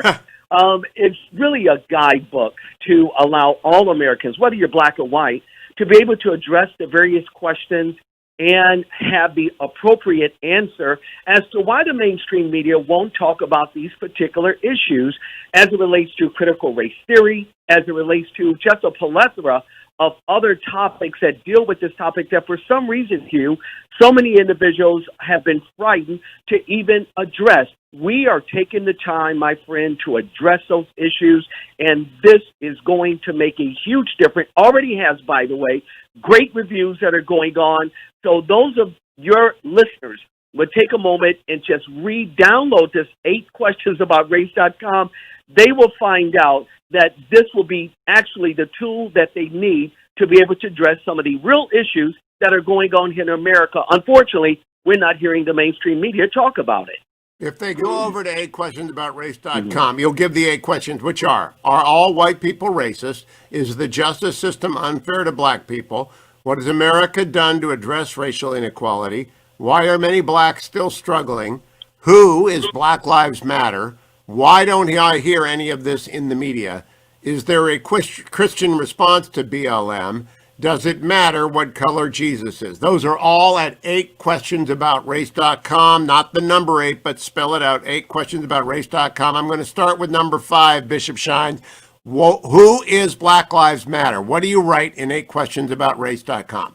We expose the hypocrisy of this Marxist organization that are in essence saying that our Constitution is invalid, our way of life in America is invalid, anything that is normative as relates to heterosexual relationships, all those things are invalid, and their only purpose is to drive a wedge between not just black and white, but all of us as Americans outside of the mainstream of the way that this country was founded on its Judeo-Christian ethos. We are exposing it for who they are. After all, the mainstream media won't touch this subject matter when they address it. Q, we are addressing this issue. They're Marxists, they hate us, and they're here to topple America. We better die fighting together than to allow this hideous group, by the way, that my grandfather died in World War II defending, and that's called America, for God's sake.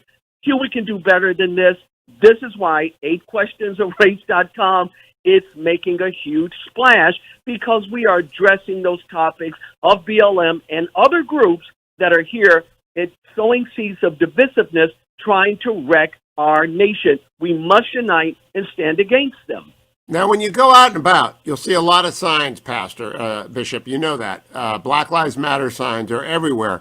Those people aren't members of Black Lives Matter, the movement. I think I've told people again and again that the BLM Incorporated movement is very, very radical and very different from people who have signs in their windows. Do you make that distinction? Well, I do, but I also realize this. You have organizations like Nike and others. While they are supporting and using their foot soldiers like LeBron James and Colin Kaepernick to spread this type of alleged hatred here in America, what we're finding out is that a lot of individuals are somewhat empathetic towards this Marxist organization. Why? They don't have the information. They have no idea that these individuals have a plot, an objective, and that is to wreck and destroy America.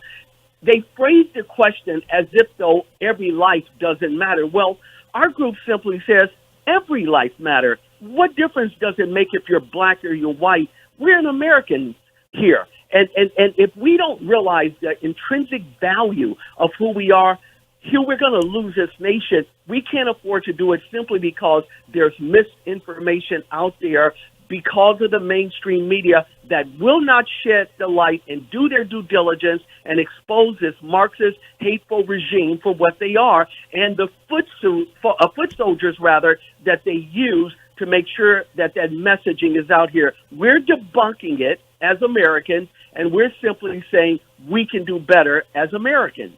Now, you are part of clergyofcolor.com. That's separate from 8questionsaboutace.com, but I wanted to ask you about that because I read your bio. What is clergyofcolor.com?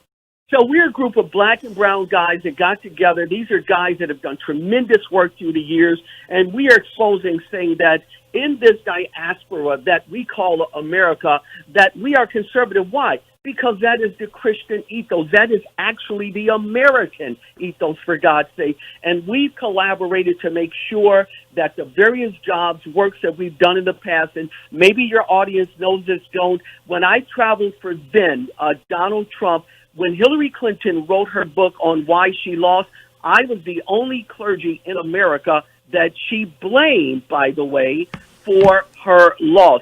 Well, our guys have gotten together with, we don't endorse any candidate, but we do work together to expose them an alternative as it relates to the news issues that are out here in America. And we, my friend, are making incredible traction at conservativeclergy.org. That is why we do, Hugh, the work that we do. Well, I find that you are, I've got Secretary Clinton's book right here. You're on page 361. I'm going to go look it up and see here what you're doing. Tell me, by the way, while I find that, why is the justice system unfair to black people? Well, no, when you are, for instance, when you are 95% of a particular group that commits the majority of a crime, I'm not sure how we forget our basic math that we learned when we were in yet middle school. I did an op-ed in the Washington Times simply stating, because I had this question, Hugh, asked so many times, is there systemic racism? I said, well, yeah, but it came from the Democratic Party. It's the party that fought against the 13th, 14th, 15th Amendment. It's the party, by the way, that gave us Jim Crow laws, the KKK. And by the way, we're still seeing that type of divisiveness even in Joe Biden right now, because after all, if you sound like Bishop Aubrey Shines from conservative clergy, I'm really not who I say that I am. So again, it's still the same race-based initiative that the Democratic Party has always done. This is why we do the work, Hugh, that we do. And this is why, my friend, we're making traction, getting this news out as an organization, as an individual. This is why I support conservative movements around this nation. On page 361 of Secretary Clinton's memoir, she writes, for example, a prominent Trump supporter and evangelical bishop, Aubrey Shines, produced an online video attacking me, Hillary Clinton, because Democrats, quote, gave this country slavery, the KKK, Jim Crow laws, close quote. This charge was hugely amplified by conservative media company Sinclair Broadcasting Group, which distributed it to all of its 173 local television stations across the country, along with other right-wing propaganda. Well, actually, there's no disputing that. That's true. Well, Hugh, did you notice what she didn't say? She didn't say what I said was a lie. She just brought up the fact that I said it, and I guess I'm supposed to be on some sort of plantation that I can't speak my heart and speak my mind. The problem with that is black and white together, we spilled our blood in this land defending this great article called this Constitution. And when we fought together, we beat back the tyranny, what Hillary Clinton and Joe Biden and others actually stand for. This is why mainstream media like Don Lemon and Cuomo, they can't bring guys like myself or Larry Elder on their show because they have to, in the words of Frederica, when she worked there, they have to cherry pick those individuals that are going to fit their narrative. Well, we fit a narrative called the United States of America. And this is why, my friend, I wrote the book on 8 questions about race, because that issue was not being properly intellectually addressed in the landscape of our media. We are addressing it. This is why I really need your listeners. Please download that book. Go out and get that book. Pass that book along. It's not about a profit for me. I'm not taking a penny from it. We're just trying to get that information out there. And this is why, my friend, we do the work that we do. Well, we've said 8questionsaboutace.com about a dozen times, so people will know that. My last question to you, Bishop Aubrey Shines. President Trump got 8 to 9% of the black vote in 2016. What do you think he's going to do in 2020? I'm not good at pontificating, but I will tell you this. If what I'm looking at throughout the landscape of this country, and I talk to a plethora, again, of black, white, and Hispanic leaders, I think he's going to surpass that number. I believe personally this is why he's resignating, because blacks are awakening to the fact that the Democrat has had a failed policy for 70 years. It doesn't work. We have seen it up close and up person. This guy has come in and changed policies. I think if people vote with common sense and intellect, I don't know how in the world they could ever vote ever again for the Democratic Party. I just think it would be impossible unless they're having a brain freeze for some sort of reason. Bishop, thank you for joining me. 8questionsaboutace.com. 8questionsaboutace.com. Thank you, Bishop.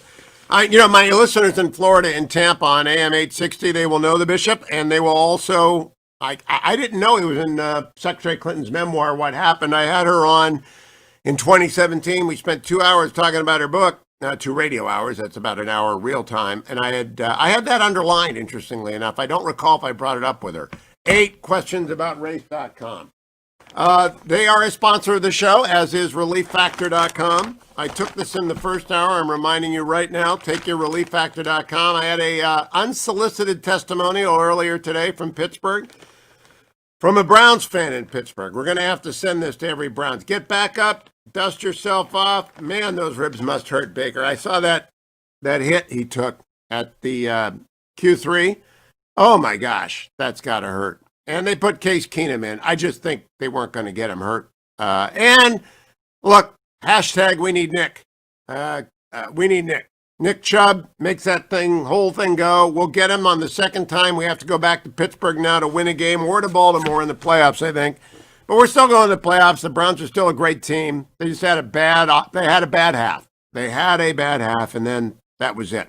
You can't go down by that many points in the first half. But if we send enough relieffactor.com to the Browns, they'll be back up, beat the Bengals next week. Then the Raiders are coming to town to First Energy. I will take 6-2 at the halfway mark. If anyone had told me 6-2 with a loss to the Ravens and the Steelers, I would have said, well, that's better than I expected. But 6-2 and getting better every week.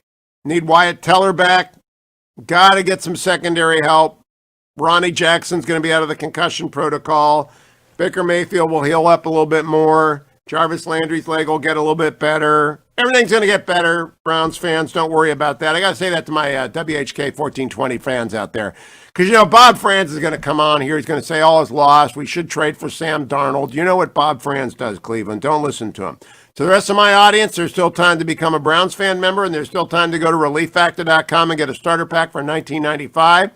And especially for my new affiliate, WWTK, my friends in Sebring, Florida, also write down honorboundcoffee.com. You're going to go try and get relieffactor.com this morning, $19.95. Honorboundcoffee.com has 4 different grinds, 4 different blends, 16 different choices, but one goal: to serve America's military families. 100% of the profits from honorboundcoffee.com go to serve the military families of America. Get your coffee from honorboundcoffee.com. Come right back here to the Hugh Hewitt Show. Portions of the Hugh Hewitt Show are brought to you by Alliance Defending Freedom.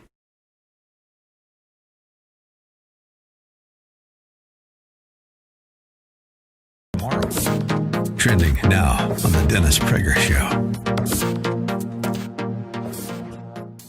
Given the human desire for excitement, it cannot be fully expunged, nor should it be expunged. So trick number 1, if it is indeed a trick, is to be excited over the mundane. I think that's the primary solution to the problem. See, the desire for excitement very frequently leads to bad things. It is not inherently a bad thing, but it does almost inevitably, in very many cases, it leads to bad things. I quoted the terror. I mean, to give the in total extreme, you had SS murderers, and they had a saying, "I never feel as alive as when I'm killing." They're apparently, for some humans, there is quite a rush in killing somebody.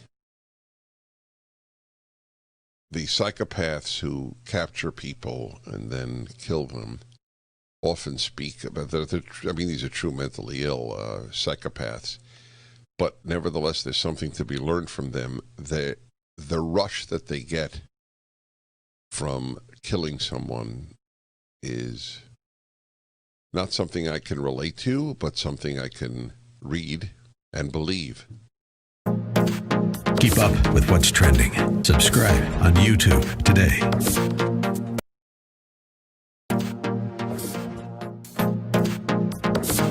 Trending now on The Larry Elder Show.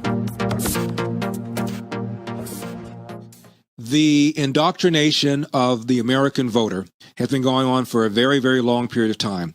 And we as Republicans, we as believers in liberty, we as conservatives should have pushed back a lot sooner. And we need to push back harder. That's why I made the Uncle Tom movie, because we also have to fight this battle at the cultural level too. Melissa, thank you so much for that. This is a crucial election. I'll tell you why. These guys get in charge. By these guys, I'm talking about Democrats, of course. Assume they take the presidency. Let's assume they take the Senate, retain control of the House. They're going to immediately get rid of the filibuster so that they can pass any budget they want on a simple majority vote. They're going to vote on whether or not to admit Washington, D.C. as a state. That gives them 2 more senators. They're going to vote on whether or not to admit Puerto Rico as a state. That gives them 2 more senators. They're going to push for a commission to study reparations, for crying out loud. They're going to raise taxes. They're going to repeal the Trump tax cuts. And those tax cuts, 80% of the benefits went through the non-top 1%. They're going to push for the legalization of the illegal aliens who are here, amnesty. And believe me, the number of illegal aliens in America is not 11 million. That's a number that they all cite. One study by a professor from Yale, so therefore you know it must be legitimate.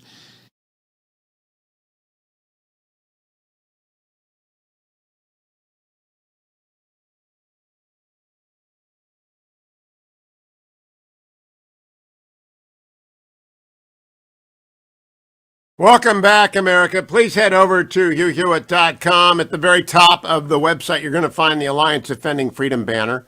Once a year, I ask this audience, please donate to Alliance Defending Freedom. Dig deep, make a gift of $100 or your best gift. Just make your best gift. That could be much higher than $100. It could be $10. Will you fight for freedom? This country is about freedom. And the Alliance Defending Freedom supports your right to free exercise of religion and free speech. And, you know, there are a lot of people who don't believe in that. Twitter and Facebook, they don't believe in it. Now, they're not the government, so what they've done is not unconstitutional, but they have tried to keep the email story from you. That's over. The New York Times covered the email story this morning, and that's opened a floodgate. Callers are talking to me about whether or not they believe the emails, whether or not they think it's significant. The key thing about the New York Times story this morning is this quote, all right? Quote, coming late in a heated presidential campaign, the New York Post article suggested that Joseph Biden Jr. had used his position to enrich his son Hunter when he was vice president. The New York Times suggests that the New York Post was uneasy with the emails, but they do not dispute the authenticity of the emails. That is huge. Bob in Scranton, Pennsylvania, what do you say, Bob? Hey, Hugh, I'd love to see the emails, but I don't think anything's ever going to come of them. Well, I just don't think... Go ahead, I'm sorry. Well, I think that we don't know what's in them. Right. And the other thing I want to say is I was working in Tunkhannock on Friday, and I saw a little gray car putting up Biden-Harris signs all up and down along Route 6 through Tunkhannock, and they had Virginia license plates. Okay, well, they're trying to get rid of the meme. I went down to Charlottesville with the Fetching Mrs. Hewitt on Friday. As soon as you get outside the Beltway, you start seeing Trump signs. By the time you get down to rural Virginia, Farmers for Trump is everywhere.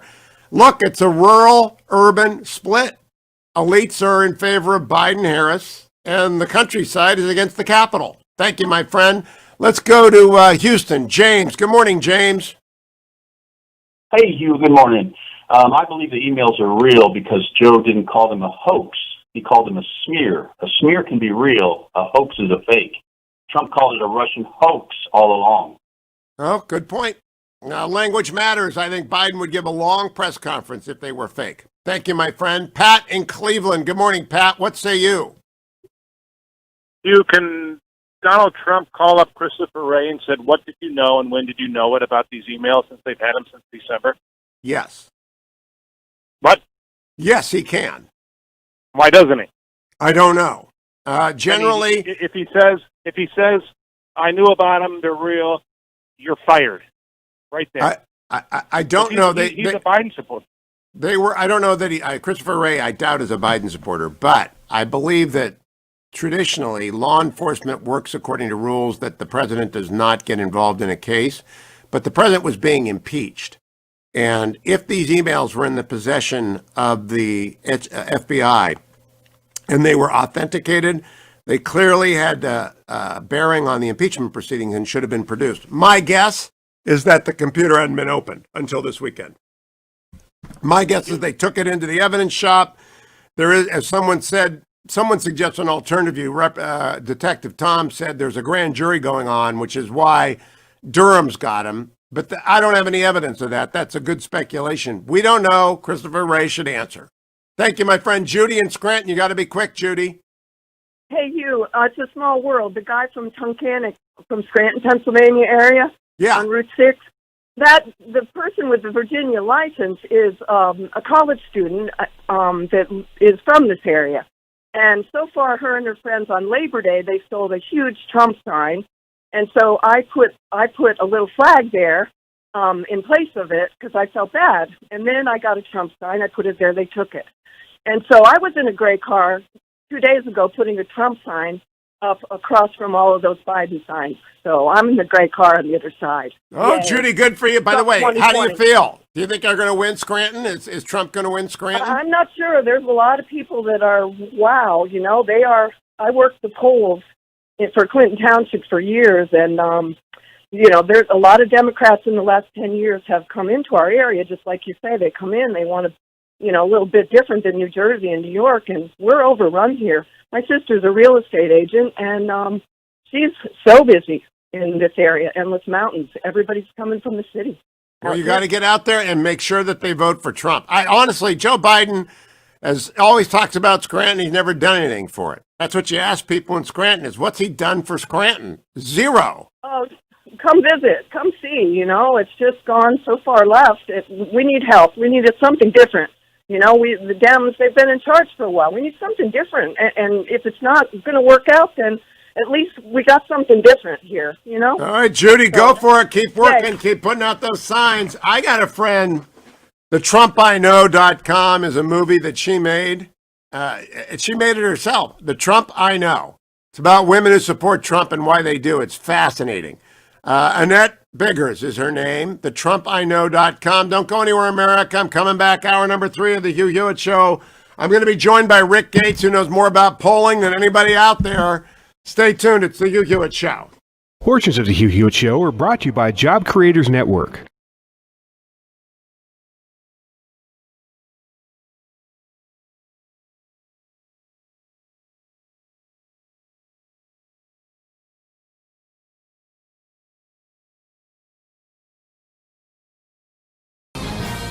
This is Michael Medved at michaelmedved.com for Town Hall. The appointment of Judge Amy Coney Barrett to the United States Supreme Court counts as a masterstroke and easily one of the best decisions of Donald Trump's presidency. In an election season when liberals and media try to characterize conservatives as old, angry, bigoted, extreme, and lacking in empathy, Judge Barrett displays the opposite characteristics. At age 48, she's youthful, a genial consensus builder, and mother of 7, including a special needs child and 2 adopted kids from Haiti. On a court dominated for decades by Yale and Harvard graduates, she's a breath of Midwestern fresh air, beloved by her students at Notre Dame. Most importantly, she'll give new life to the originalist thinking of her mentor, Justice Antonin Scalia, in stressing what the Constitution actually says, not what Judge wanted to say. As Americans have been losing faith in public institutions, Judge Barrett can help to restore their confidence. I'm Michael Medved. The Pepperdine Graduate School of Public Policy, impacting policy decisions today, preparing public leaders for tomorrow. Trending now on The Mike Gallagher Show. Here was what the president pointed out. He wants, this is the facts. This is the fact. Democrats are blocking the last relief package that Republicans put on the table and had the backing of the White House. Over a month ago, Democrats filibustered any discussion on an eventual passage of a $300 billion package, $1,200 to desperate Americans, $400 a week unemployment. The president broke it down last night beautifully. The problem you have is Nancy Pelosi. She couldn't care less about the worker. She couldn't care less about our people. And we should have a stimulus. And I want a stimulus. The Republicans will approve a stimulus. The problem is she doesn't want to do it because she thinks it's bad for her election. The fact is she's wrong because people know she's in our way. She's not approving it. She doesn't appreciate our people, and she doesn't appreciate at all our workers. Nancy Pelosi, we are ready to sign and pass stimulus, but she's got to. And of course, right away, you could hear the minor bird interrupting him. That's not a shock. I told one of my kids last night, I said, Dad, Savannah Guthrie's terrible. Well, that's not a shock. You thought she was going to do a good job and be fair? You thought an NBC Today Show host would be fair to President Trump? Don't be distracted by that. Focus on his answers. Keep up with what's trending. Subscribe on YouTube today.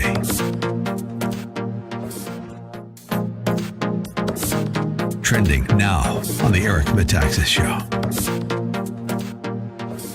Said Kayleigh McEnany is the press secretary for the President of the United States. When she posted a New York Post article, not just some crazy tweet, she posts a New York Post article, she was locked out of her Twitter account. Facebook suppressed this stuff.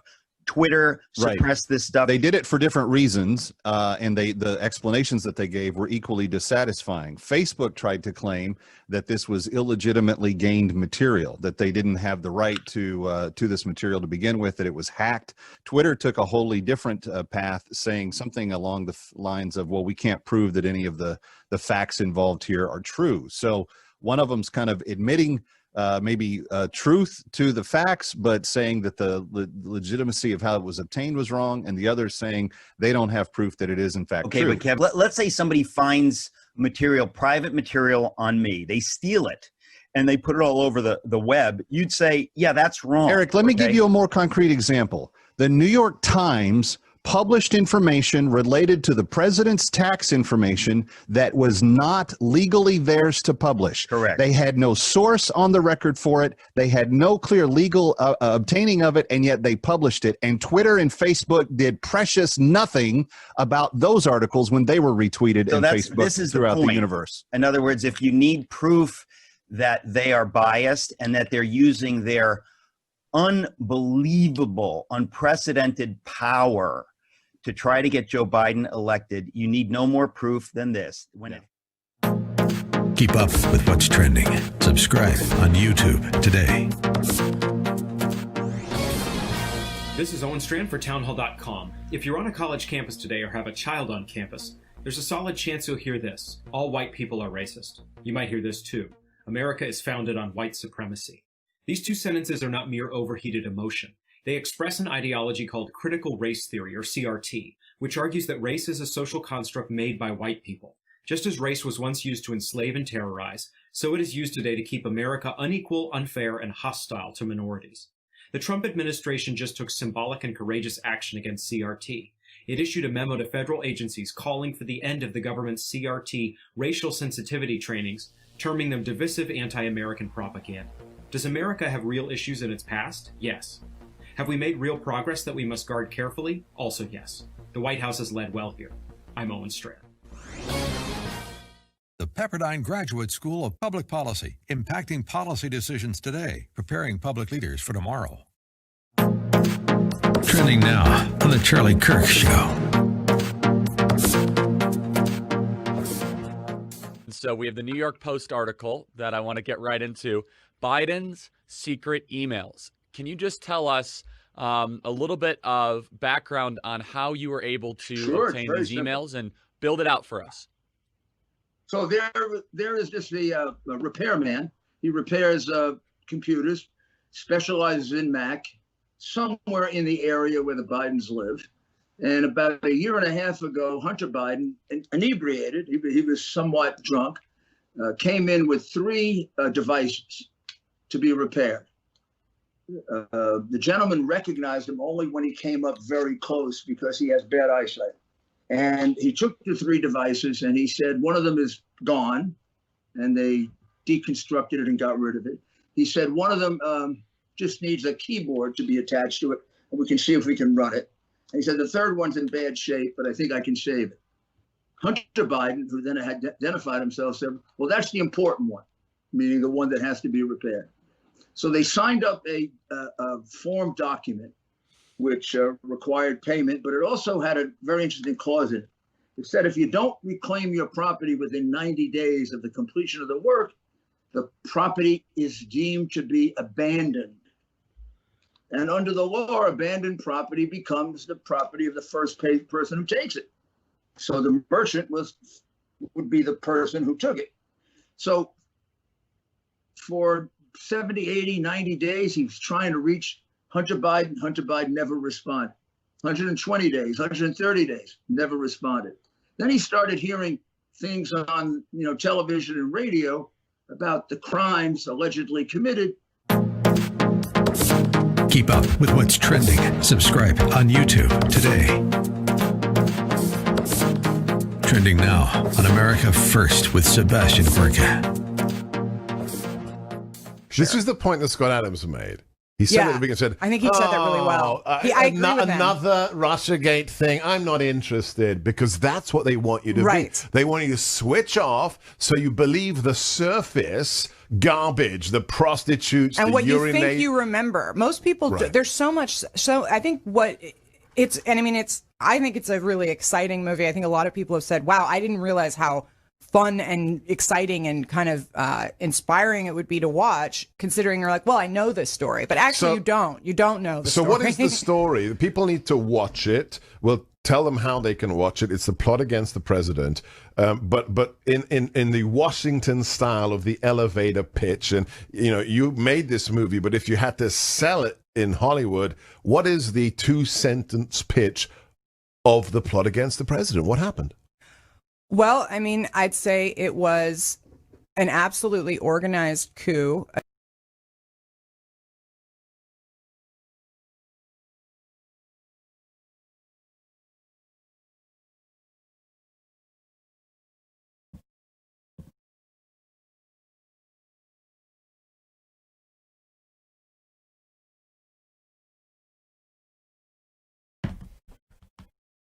Morning, glory, America. Bonjour, hi, Canada. It's Hugh Hewitt. I am inside the Beltway today, but I'm so glad to welcome WWTK. Your Highlands News Talk, 7:30 a.m. Sebring, Florida. Welcome aboard a ship that's been flying for 20 years. We're in our 21st year here on the Hugh Hewitt Show, and we finally got to Sebring. You're now part of the most informed audience in America. Coming up at the bottom of the hour, Rick Gates. He's written this book. If you're watching on FaceTime or on Instagram or over at my YouTube channel, it's called Wicked Game. An insider story of how Trump won, Mueller failed, and America lost by a man who was indicted and who had to plead guilty to a process crime. Rick Gates was the deputy campaign manager.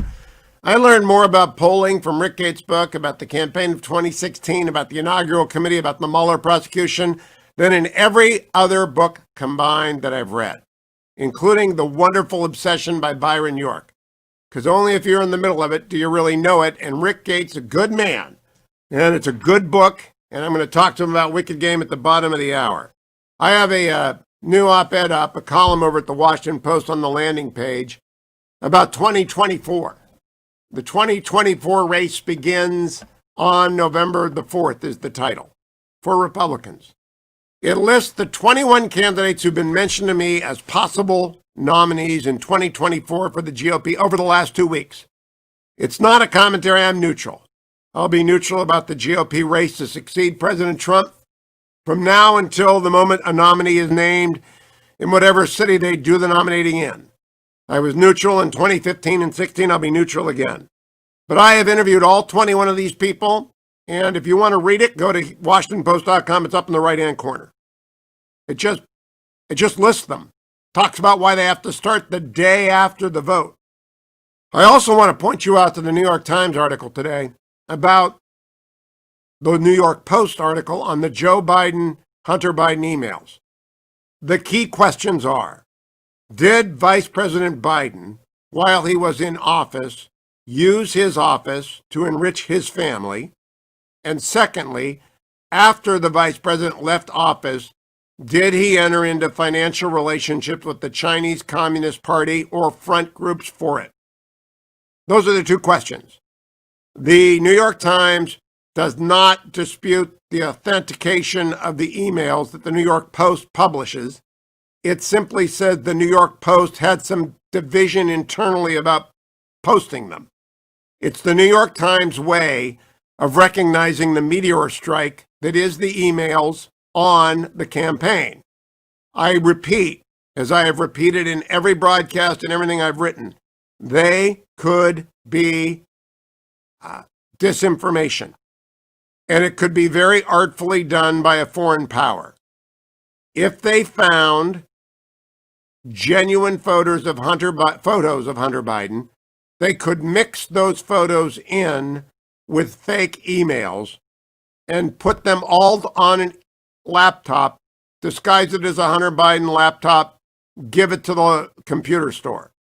The FBI has the laptop. Christopher Wray should tell us whether or not they've opened it and whether or not they've authenticated it. He doesn't have to tell us anything else. The emails are out there. But I think he ought to tell us that. My question to the audience, does it matter to you? 1-800-520-1234. David in North Carolina, where Cal Calloway has fallen apart. They're not even polling that race anymore. I don't think he's going to get 45% of the vote. I think people are disgusted with Cal Calloway. What do you think, David? Cal Cunningham. But, Cal Cunningham, yeah. Yeah, but no, I think it is too. I think you're probably right. I don't know if it's 40. If he'll get a little more than 45, just because he'll just really get 45. But I think you're right. It's a military state, and he broke his marriage vows in his own house with the wife of a combat veteran. Yeah, and also I know a little bit about military law. You probably do too. Doing that, he can be sent to jail for that. Yeah. Oh, yeah. If he was on duty, military crime. Yep. Military crime. But the reason I called was you frustrate me a little bit, Hugh, because you say the FBI just let a computer sit around, and you give these people the benefit of the doubt, and you continue to do that. And I quit giving them the benefit of the doubt. It doesn't. You can only messed me over so many times until I Well, believe well your can I intentions are to mess me explain, over. David? I run an operation of 6 staff. Right? We have 6 staff, seven, counting me, and we get sent to us probably 50 packages a week. Is that right, Dwayne? Would you guess 50 packages a week? Between sure, I can go with that. Yeah, between the 3 locations the show might be found, 50 packages a week. And a lot of them go unopened. I mean, they just go unopened. And people say, have you got this? Have you got that? And honest to goodness, I've never looked at it. The FBI has got 18,000 people being given stuff. And just because someone says it's Joe Biden's son's computer doesn't make it so. I just think it's a vast, big bureaucracy. I really do. Well, I hear what you're saying, but my point is, it's happened too many times on the other side of against Trump, and when anything has come in that would be beneficial to Biden or detrimental to Trump, then they're all over it. Well, I agree that there does seem to be a disparity in treatment. This is why John Ratcliffe, the director of national intelligence, was just on with Maria Bartiromo and apparently spoke to the email's authenticity. I would like to see Christopher Wray answer a question. I think it is in the interest of the FBI that he do so. Where is the laptop? What does he think about it? Now that we know that it's there, where is it? What does he think about it? He doesn't have to tell us anything other than that. He doesn't have to tell us what's in it. Just where is it and what does he think about it? Hey, David, thank you. Let's go to Michigan and Mary. Mary, you voting for John James? Yes. Good. Have you told everyone John James needs to be the next senator from Michigan? Yes, I have. I just had a conversation with my sister about that as long as, we keep the Senate, we can kind of get through this Biden win if it happens. That's absolutely true. I'm increasingly optimistic about Donald Trump. But if he were to lose, we absolutely need the Senate. Everyone in the country's got to vote for Martha McSally and John James and Tom Tillis and Susan Collins up in Maine. Absolutely. You betcha. Yep. Definitely. So what's on your mind? I'm just worried. I'm worried about the next debate. The questions are the same questions that have been asked over and over. They need to ask Biden some more substantial questions. Foreign policy might be a good one.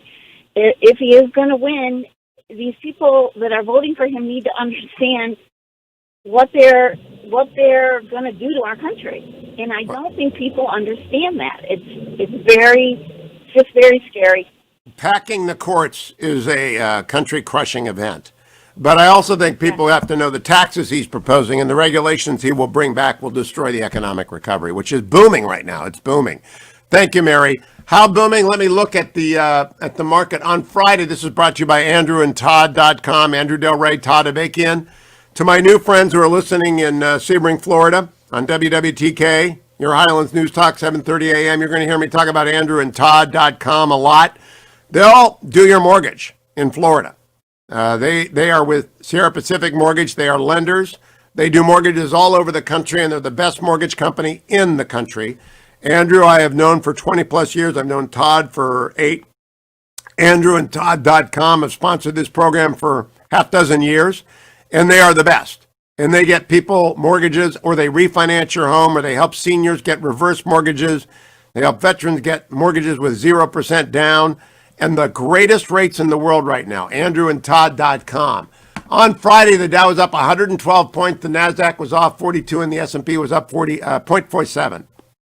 Overseas, the England and the German indexes have been open very late in the day. I'm a morning show, but I don't know what the markets are going to do today. Looks pretty good, looks pretty healthy, but at the end of the day, you never know when Nancy Pelosi comes out and says the deal is off.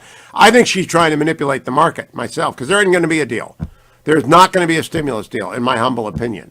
But England is down 0.3, Germany is down 0.14, but the key thing, the 10-year Treasury is still at 0.74%, which means that interest rates continue to boom the housing market.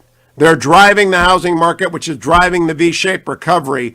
Don't get left behind. Go to andrewandtodd.com right now. Get the best mortgage rate available. Buy or refinance a home today. andrewandtodd.com. Come right back to the Biden emails matter to you. They matter to the New York Times this morning. I'll tell you more on the other side. Stay tuned.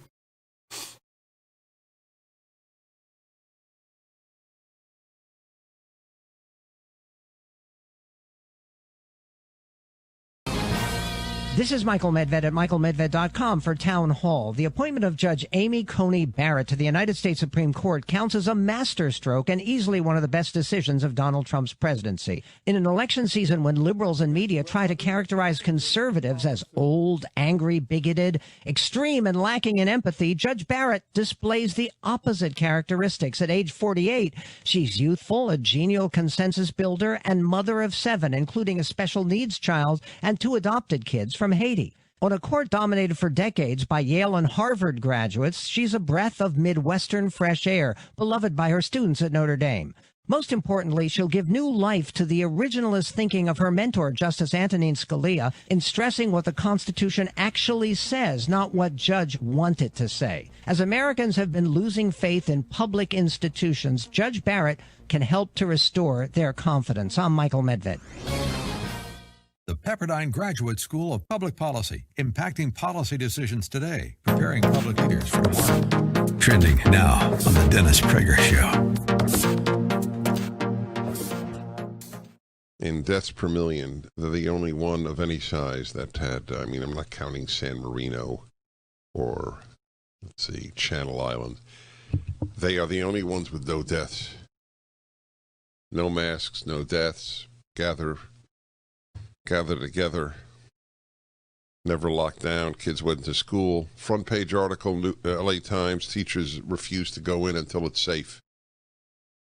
That's real courageous. Now you'll say, well, it's not a matter of courage, you got to be safe. Are kids really dying? There isn't one kid during the worst of the pandemic. Swedish schools were open for kids under 16, no kid died. They don't have an example of any more teachers getting it than from anybody else. Teachers got it from teachers. By the way, so what if you get it? In most cases, not most, in nearly every single case, if you get it, you're okay. You want to know what the best vaccine is? Getting it. That's the best vaccine for the vast majority. We're talking 99.5% of humanity. Follow the science. Another gigantic lie of the left, because they never follow the science. They follow what they want and find the scientists they want to say it. My anger at the lockdown is quite palpable, as you can hear. And it has been that way. Soon you will only be able to eat in many cities in a chain restaurant, because the local ones will have been killed by the safety crowd. Keep up with what's trending. Subscribe on YouTube today. Trending now on the Larry Elder Show.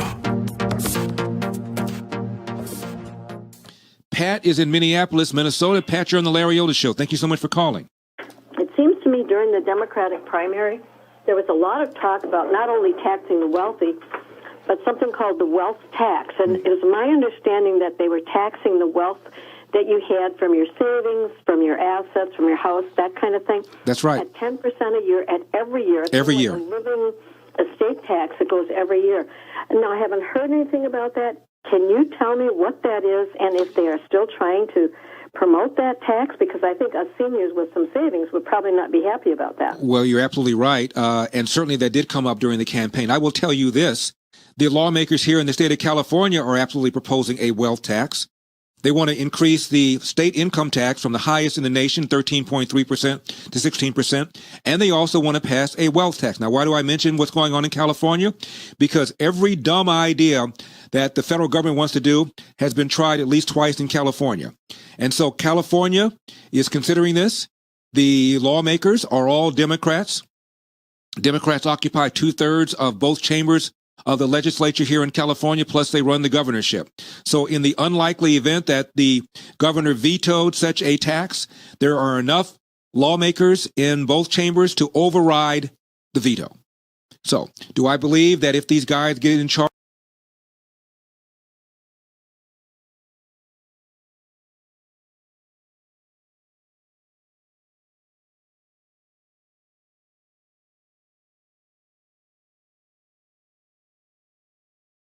Welcome back, America. Early voting underway in Florida. KeepAmericaAmerica.com will tell you where you can go find early voting in Florida, in Michigan, Ohio, and Arizona. Get out and vote. KeepAmericaAmerica.com is a project of the Job Creators Network, which is a sponsor of this show, and we love KeepAmericaAmerica.com because it helps you get out the vote. Get out and vote. Do it. Long lines in Florida. A lot of people want to vote early. I voted in Virginia already. I've already voted. Fetching Mrs. Hewitt already voted. Why? I don't want to deal with lying. There's going to be turnout this year as new Donald Trump voters and people who didn't vote for Hillary show up and the new gun owners show up. It's going to be, I'll bet you, 20% higher than 4 years ago. But I don't think it's going to change the results all that much. I think you might be seeing what we saw with Brexit. If Trafalgar is right, Trafalgar is the pollster that says, watch out for new Trump voters that nobody knows how to model for. That's what happened with Brexit. Go and find new voters, and maybe Team Trump has, maybe they haven't, maybe this is the Democratic base coming out. We won't know until after the polls close and the counting is done, but KeepAmericaAmerica.com helps you cast your vote and go and do your early voting. Please. What else are you doing today? And stay socially distanced, wear a mask, stay safe. What do you think of the emails? Chuck in Louisville. Chuck, what do you think? Well, this, one thing real quick is, besides the email, if this was Trump, he'd be impeached by tomorrow morning. But it's Joe Biden, so it's going to be pushed under the bed, and it's going to be, hey, nothing to see here, go away, nothing to see here. Well, I've talked about it for 3 hours, so it's not exactly being pushed under the bed. Nothing's going to happen to him, and nothing's going to happen to Hunter. It's like Hillary Clinton with her subpoenaed emails. It's just nothing to see here, folks. All right, we'll see, Chuck. Thank you. Dr. Schneider in Cleveland, Ohio. Hello, Dr. Schneider. Hi, Hugh. Thanks for taking my call. I think the emails matter, of course, but I've got a little bit different twist on the theory. I think the Democrat Party kind of hopes that they're going to be real. If he does win, which I hope not, but if he does win, I think their own party may want to impeach him for two reasons. One, to make themselves look good like they're the honest party. And the second reason is to get him out and get Harris in, which is ultimately what they want to do. All right. Interesting. I hadn't thought of that theory. Thank you, Doctor. Tom in Detroit. Have you voted for John James yet, Tom? No, but I wanted to say that I was reading on the internet, somebody made a comment that Hunter was Tom, you got to be close. You got to give me a better source than on the internet. There's a lot of nonsense and crazy talk on the internet, so I don't want to repeat a rumor. Talk to my screener about it. Go vote for John James. Thank you, buddy. Maggie in Pittsburgh. Hey, Hugh. I think it's not going to matter. I think it's terrific. I think China's just waiting in the laurels to come back and rule us. I got to tell you, the amount of trucks I see driving around here with big flags and Trump signs, you would think there's a parade everywhere. Pennsylvania is going to go red. Trump is going to win in the biggest landslide. I'm telling you. All right. I hope you're right, Maggie. But that's not only Trafalgar thinks you're right, and that Trafalgar guy thinks that it's likely to have theft there in Pennsylvania. So get out there and do some poll watching. Walter in Cleveland. What do you say, Walter? Hey, good morning. Just a quickie. I was in purchasing management all my life for 40 years, and our code of ethics said that a mere presence or suggestion of impropriety can lead to immediate discharge. It's simply that simple, and I believe that those emails, and it should be investigated immediately and put to bed swiftly. That's why I would like Director Wray to do what Director Ratcliffe just did, we're looking for the audio of Ratcliffe. Apparently, he told Maria Bartiromo, who's the director of national intelligence, confirmed by the Senate, that there is no evidence that the Hunter Biden computer has been tampered with by Russia. I don't have that. That's hearsay from Generalissimo. But I'm going to talk to Rick Gates for the rest of the show. No more calls. His book, Wicked Game, really is an eye-opener. You've got to go get this and read it before the election. It's about the 2016 campaign, about the inaugural committee, and about the special counsel. Wicked Game next on the Hugh Hewitt Show.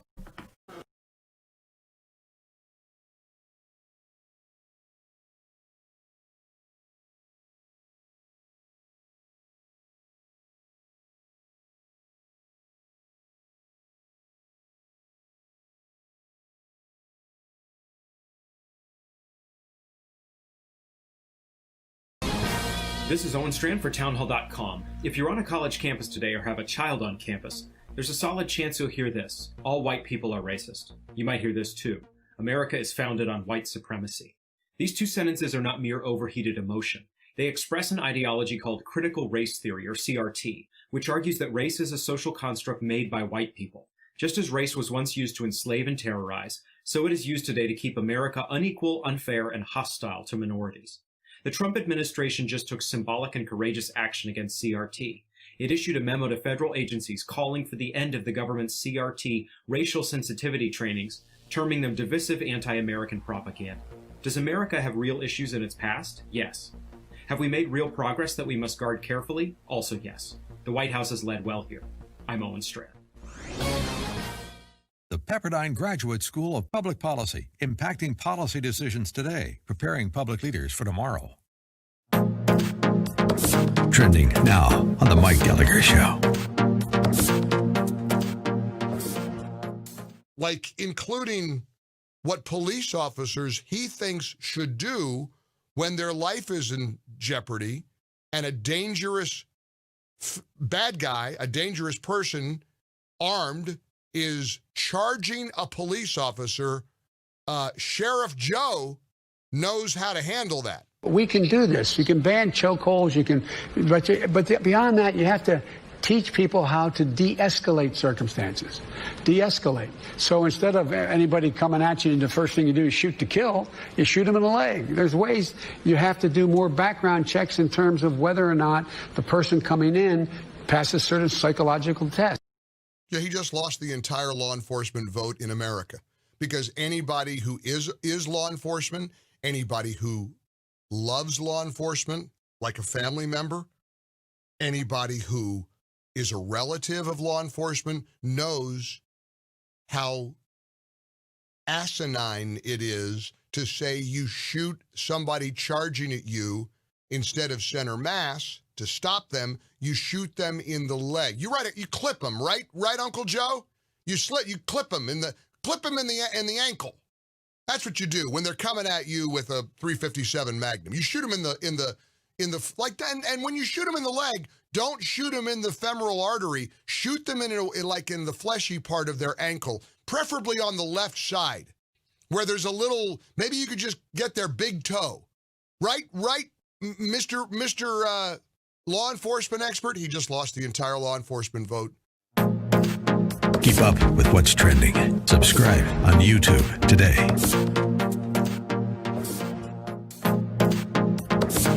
Trending now on the Eric Metaxas Show.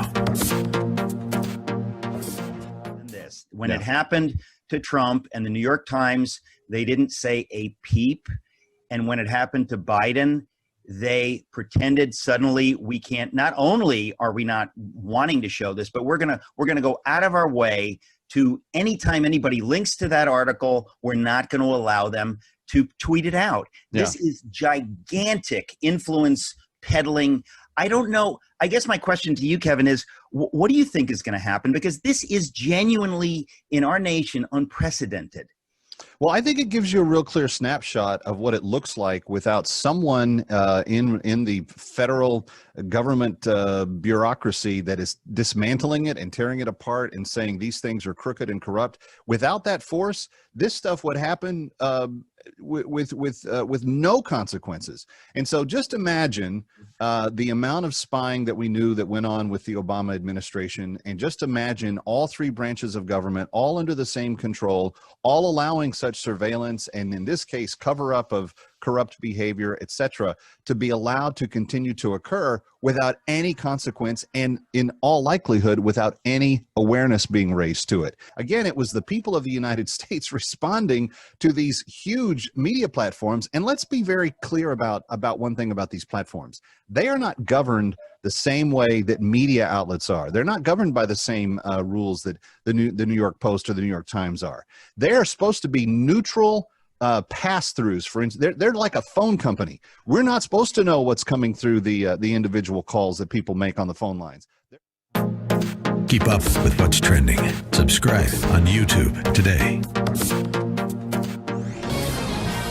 This is Michael Medved at michaelmedved.com for Town Hall. The appointment of Judge Amy Coney Barrett to the United States Supreme Court counts as a masterstroke and easily one of the best decisions of Donald Trump's presidency. In an election season when liberals and media try to characterize conservatives as old, angry, bigoted, extreme, and lacking in empathy, Judge Barrett displays the opposite characteristics. At age 48, she's youthful, a genial consensus builder, and mother of 7, including a special needs child and 2 adult.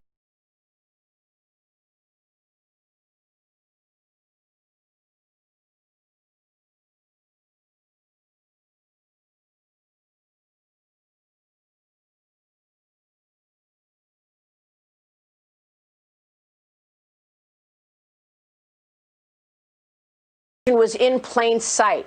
Why is there no accountability? He's an elected official. How does he come out on the news media and say all of these things if it's not true, Director?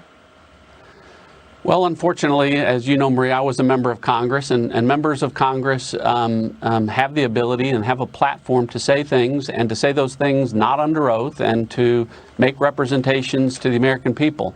Unfortunately, sometimes the things that they say and the things that they represent are not true. And in this case, with regard to Hunter Biden's laptop being part of a Russian disinformation campaign and the intelligence community believing that or assessing that is simply not true. And the way we deal with that is to have officials like me come out and tell the American people, because the only intelligence that Adam Schiff gets is the intelligence that we, the intelligence community, give him. And we have given him no such intelligence. Welcome back, America. I'm Hugh Hewitt. That's Director of National Intelligence John Ratcliffe, debunking the idea that the Russians are somehow involved with the computer on which the emails from Hunter Biden came.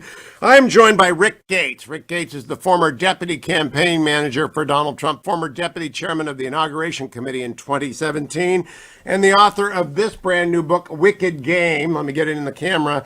Wicked Game is a title taken from John Adams' description of presidential campaigning, an insider story on how Trump won, Mueller failed, and America lost. Rick, good morning. Welcome back. It's good to see you again. Hugh, thanks for having me again. Good to see you. Let me get your reaction first to the New York Times running with the New York Post story about the Biden emails and Director Ratcliffe's straightforward answer about whether or not they are legit.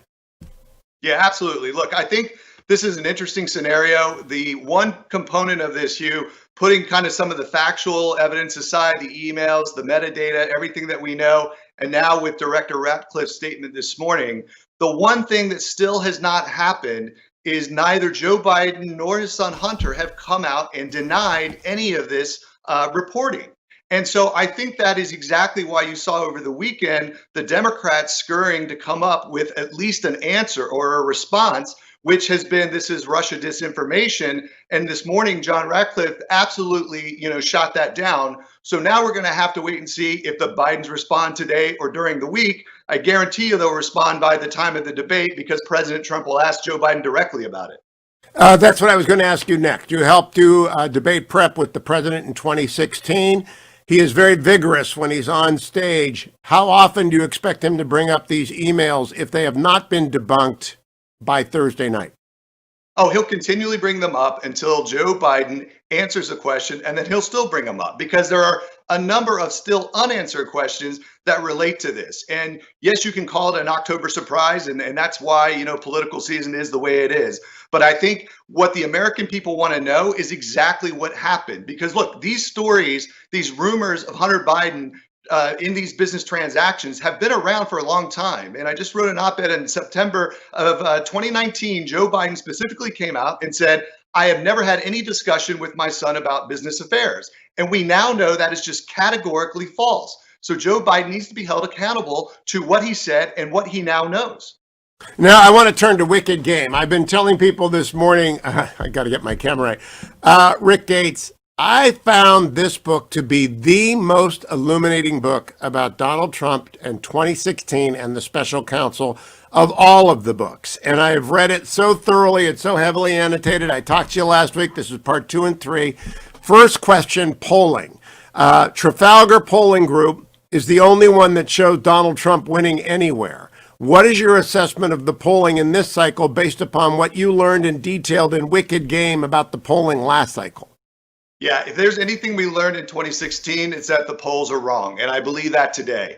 And we could sit here and probably spend the show going through state by state numbers. I've taken a quick snapshot of 3 key states, Wisconsin, Michigan, and Pennsylvania. And Joe Biden is underperforming where Hillary Clinton was. And Donald Trump won all 3. But the biggest piece of evidence, Hugh, that actually came out over the weekend was Biden's campaign manager, Jen Dillon, who specifically said, look, the numbers are inflated. Joe Biden is not ahead by double digits. We've got to get the Democrat vote out there. Otherwise, we're going to find ourselves in the same situation as 2016. You can call it political spin, but I think she absolutely knows the undercurrent of what's happening. And the Democrats, they learned a lot from 2016. They're not going to allow themselves to look at some of these key battleground states and just kind of move forward. They are going to try to challenge in every single one of these because they know Donald Trump is a master at coming back from being the underdog. Now, Rick Gates, in Wicked Game, you described sitting down with Brad Parscale on election night or election eve and going through the polls and believing based on your internal polling that it was winnable. I have to think the president going to Nevada yesterday tells us that the new Rick Gates and the new Brad Parscale are thinking Nevada is winnable. Otherwise, why would you wait? You go to California to raise money, but then you don't have to stop in Nevada. You can go to Arizona if you want, where he is today. Why did he stop in Nevada? Yeah, there's no question that Nevada is up for grabs. There are some other states out there. I think the bellwethers, Hugh, to watch out there are Arizona and New Mexico. Traditionally, those have leaned Democrat over the last few elections. But Donald Trump won Arizona in 2016. I think that's going to be a very critical state to watch as election night unfolds. But there's no doubt that there are key states that the Trump campaign is focusing on right now. Remember, when you get to this point in time, we have about 2 weeks left. There are multiple paths to victory, and all of those relate to several key states across the country. And the president, like no other, will campaign and do rallies until he gets back to DC on election night. And it's going to be fascinating to watch which states, in the aftermath of all this, have either flipped, back to red or will flip blue. Okay, now, Rick Gates, talk to me a little bit about something I knew nothing about, inaugural committees. I was just talking with the fetching Mrs. Hewitt before the show today. We've never been to one inaugural event because they're crowded, they're hot, they're ridiculously oversubscribed, people are jammed in. But I never knew how much money were involved, and I didn't know the accounting that you did. There was a lot of misinformation that the Trump Inauguration Committee made money. You guys gave money away like the Olympic Committee of 1984. Would you explain to people what it is, how it operates, and how it's a sort of 90-day pop-up store? Yeah, absolutely. The inauguration is the peaceful transfer of power for the presidents, one after the other, and it is an amazing and honestly, Hugh, for me, it was an incredibly humbling time to watch this process unfold with a front seat and to be able to participate and help the president-elect at the time plan all of these different events. And the one thing I think that's most fascinating about it that people don't understand is that when it comes time to an inauguration, the Congress actually controls the ceremony. And when you have every congressional leader, every former cabinet, incoming cabinet member, former presidents, all up on the dais at the same time, all on that platform, it is just a powerful and moving moment to kind of see how this all unfolds. And yes, it is all done by kind of a nonprofit committee set up by every incoming president that has to raise the money for any type of events they want to do. They have certain traditions over the years, but of course, Donald Trump came in and changed a lot of those traditions, like he did with a lot of things, before and during his presidency. So I encourage everybody, if they ever have an opportunity to go to inauguration, regardless of who the president is, to see it as a moving historical moment in our country and what our founding fathers set up. It is absolutely worthwhile to do. Brian Stelter was on the show last week talking about how his father took him to the inauguration before he died, and it was an amazing day. Of course, you mentioned in Wicked Game that the crowd not turning out in the same numbers in person as President Obama had, but more virtually, got Sean Spicer. I mean, it really tripped them up. Had no one understood that they were never going to have the same size crowd in person as President Obama, because the District of Columbia is heart of Obama area. Northern Virginia, Maryland, and D.C. are Obama areas. They were never going to have the same number of people. That's exactly right. And then look, the hard thing is you're dealing with a lot of elements out of your control. So that day, the weather was a little drizzly at the beginning. It was a little chilly. Look, the security surrounding these types of events, I can't even begin to describe the layer upon layer and the time it takes people to get in to DC, to get into that mall where they're able to watch. So it is an incredibly kind of difficult exercise to get in. And yes, any given day, any given inaugural day, you wake up and you don't know what the weather's going to do. You don't know how the environment is going to treat you. So there are all kinds of things that factor into this. But at the end of it, we did have the most people view President Trump's inaugural in the history of all the inaugurations. Now, I think people need to go and read Wicked Game if they're going to be involved in transition or inauguration for either President Trump or Vice President Biden. And they've already stood up a transition team for Biden, I assume, and I assume there's a second term team working for President Trump, and there's an inaugural committee for both of them, right? Sort of a skeleton one for both of them. Yeah, the inaugural committee doesn't really kick up until after the election, and that's why it happened so quickly. But there are already plans underway, and whoever wins, there will be a chairman identified to run that element. Those are the two big pieces: are the transition and the inauguration, and that's kind of how it's split. Now, with an incumbent president, it's a little different. President Trump has a lot more resources available to him this time around, so it might be a little easier. Now, I want to turn to the special counsel, and here is where Special Counsel Robert Mueller, your book stands alone, because you were the target. You ended up pleading guilty to 2 counts, and one of those counts, I am now persuaded after reading Wicked Game, is wholly bereft of substance. You corrected the record in the course. I didn't know any of this, Rick, until I read Wicked Game. All I know are headlines. Before I read Wicked Game, you're Manafort's deputy. You probably hid money overseas. That's what I thought. Now I know it's completely wrong. But I've never heard, and I can count on one hand the number of criminal proceedings I've represented people in. I've never heard of a defendant who fixed a minor detail in their testimony being threatened with perjury under 18 U.S.C. 1001. I personally won't allow my clients to ever talk to the government, ever, because of 18 U.S.C. 1001, the False Statements Act. But I've never heard of it being used this way. Never.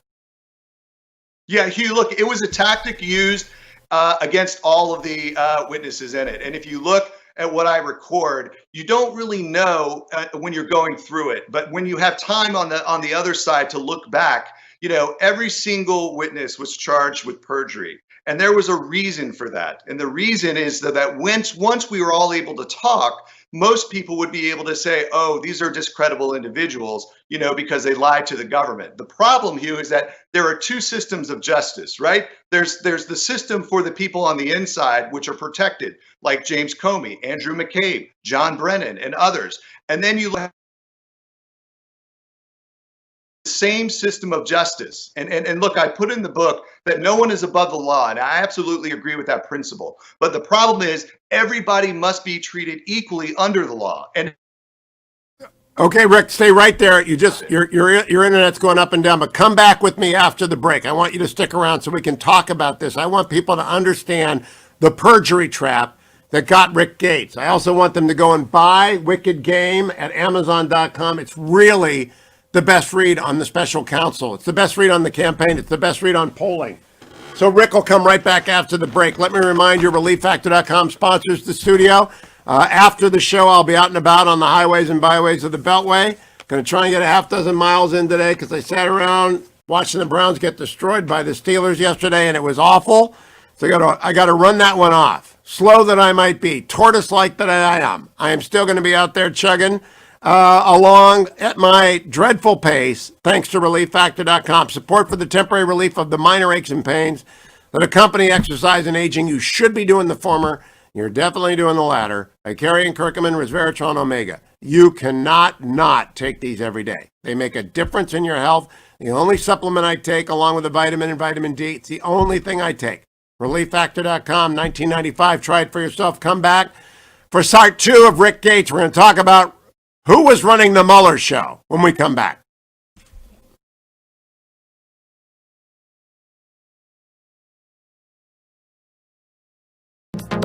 Trending now on the Mike Gallagher Show.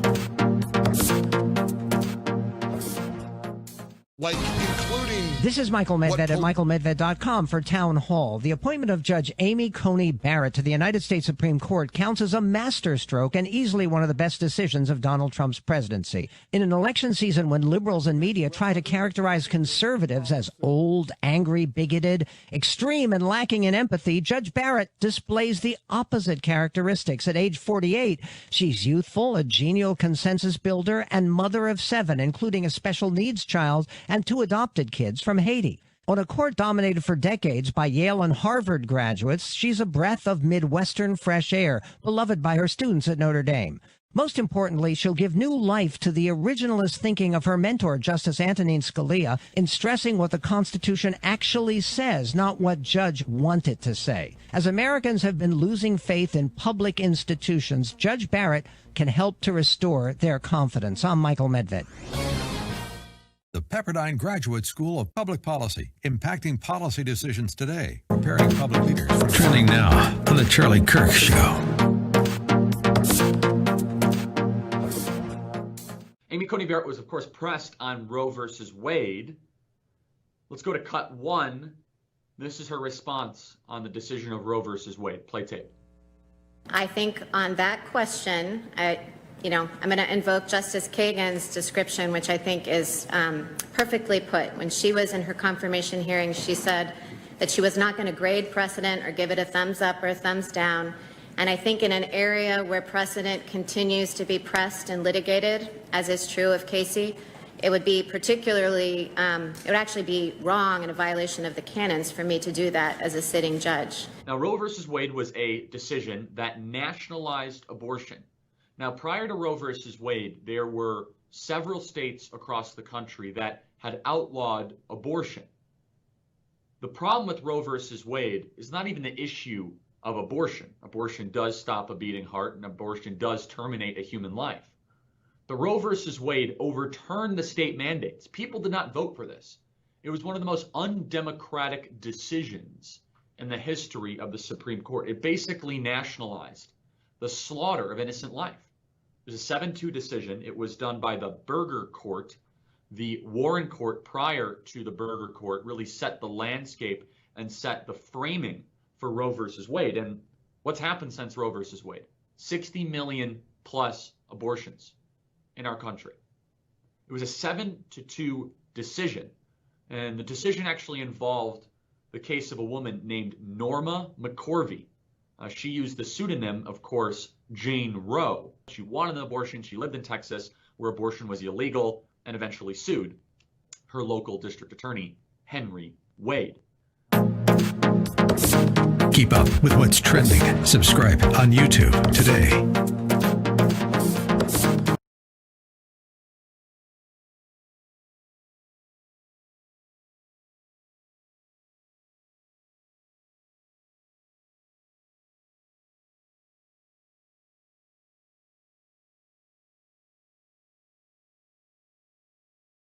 Welcome back, America. It's Hugh Hewitt. Over at my Twitter feed, you're going to find a lot of references to the interview Director Ratcliffe of National Intelligence just gave to Maria Bartiromo. But I want to continue my interview with Rick Gates, former deputy campaign manager of Donald Trump's winning 2016 campaign, in his new memoir, Wicked Game. Rick, I want to talk about Andrew Weissman. A lot of people see him on MSNBC now. I've never met him. I don't know him. The picture that emerges of Andrew Weissman is infamous. It's very, very malicious. He does not seem to have much of what I would look for in a prosecutor, which is balance. And he seems to have been running the special prosecutor's office. Why did Rod Rosenstein pick him? Yeah, look, Hugh, this is some of the interesting information, and I think it's going to hopefully come out over time. As we now know, there's a lot more truth and evidence that's come out over the last today than there has been the last 3 years. But from my perspective, one of the most revelatory things I learned through this process is that, Bob Mueller was literally non-existent, both physically and literally. And there was no time that he sat in any of my interviews. There was no time that he had asked any of our, people questions, nothing at all. And from my perspective and in my observations, Andrew Weissman was pushing through a lot of the tactics used. I am convinced that that Bob Mueller was unaware of some of the things that Andrew Weissman was doing within our specific part of the investigation. And look, Rod Rosenstein and Andrew Weissman have a long-standing relationship. And that is one of the things I hope that comes out over time is how Andrew Weissman, who was not appointed to the special counsel's team until May of 2017, had already begun starting different parts of the Mueller investigation itself, using his position within the DOJ and his relationship with Rod Rosenstein. So I think you're going to see more information come out about how the entire Mueller probe was constructed. And if it falls in line with a lot of the other information that's come out so far, it's not going to be good. The American people are going to be very upset that this is how people in our justice system work. Now, you do not hide what you pled guilty to, and you do not hide Paul Manafort's crimes. And he did evade taxes.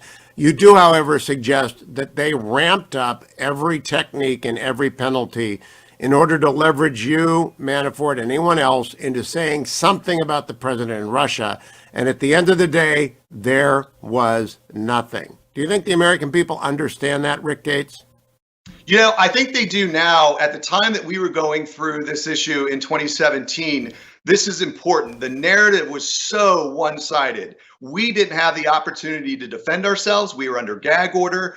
We had no ability to correct the false narrative. And it's an interesting comparison and parallel to what's going on right now with the Bidens, Hugh. If I had had the same opportunities, the same treatment afforded me that the Bidens have right now, I think it would be a much different story. A lot of the information that came out during the Mueller probe, like the Steele dossier, unverified documents, rumors, that Congressman Schiff and Senator Warner, were circulating out into the public domain. All of that had a negative impact and continued to give rise that the president might somehow be involved or tied to Russia or Russian assets. And as we now know, it's absolutely the furthest thing from the truth. We knew it in 2016. Hopefully the American people now know it based on everything that's come to light. Rick, last question. I got to tell you, the thing that struck me in Wicked Game, apparently a lot of people don't know the difference between Rick Davis and Rick Gates. When you go into surgery nowadays, they double mark your hand or your arm to make sure they're doing the right side of your body, your ear, your eye. They're making sure they're doing the right eye or the right, if you're getting a cataract taken out, anything like that. But you kept getting confused with Rick Davis, who was John McCain's campaign manager. And when it comes to Ukrainian and Russian oligarchs, they're all the same in the public's mind, right? Nobody really gets this right. That's exactly right. And I think that, again, the fact that Ukraine is such a big piece of what is happening in our political environment today, I think it would, be a great opportunity for everybody to understand how foreign governments work, how they can interfere in our elections, what else they can do. With respect to Rick Davis, it was pretty funny. There are moments in the Mueller investigation where I had started interning, for Paul at the age of 8 years old. This is a great example of how fast the narrative was moving and how the reporters were not fact-checking or actually doing their due diligence and research.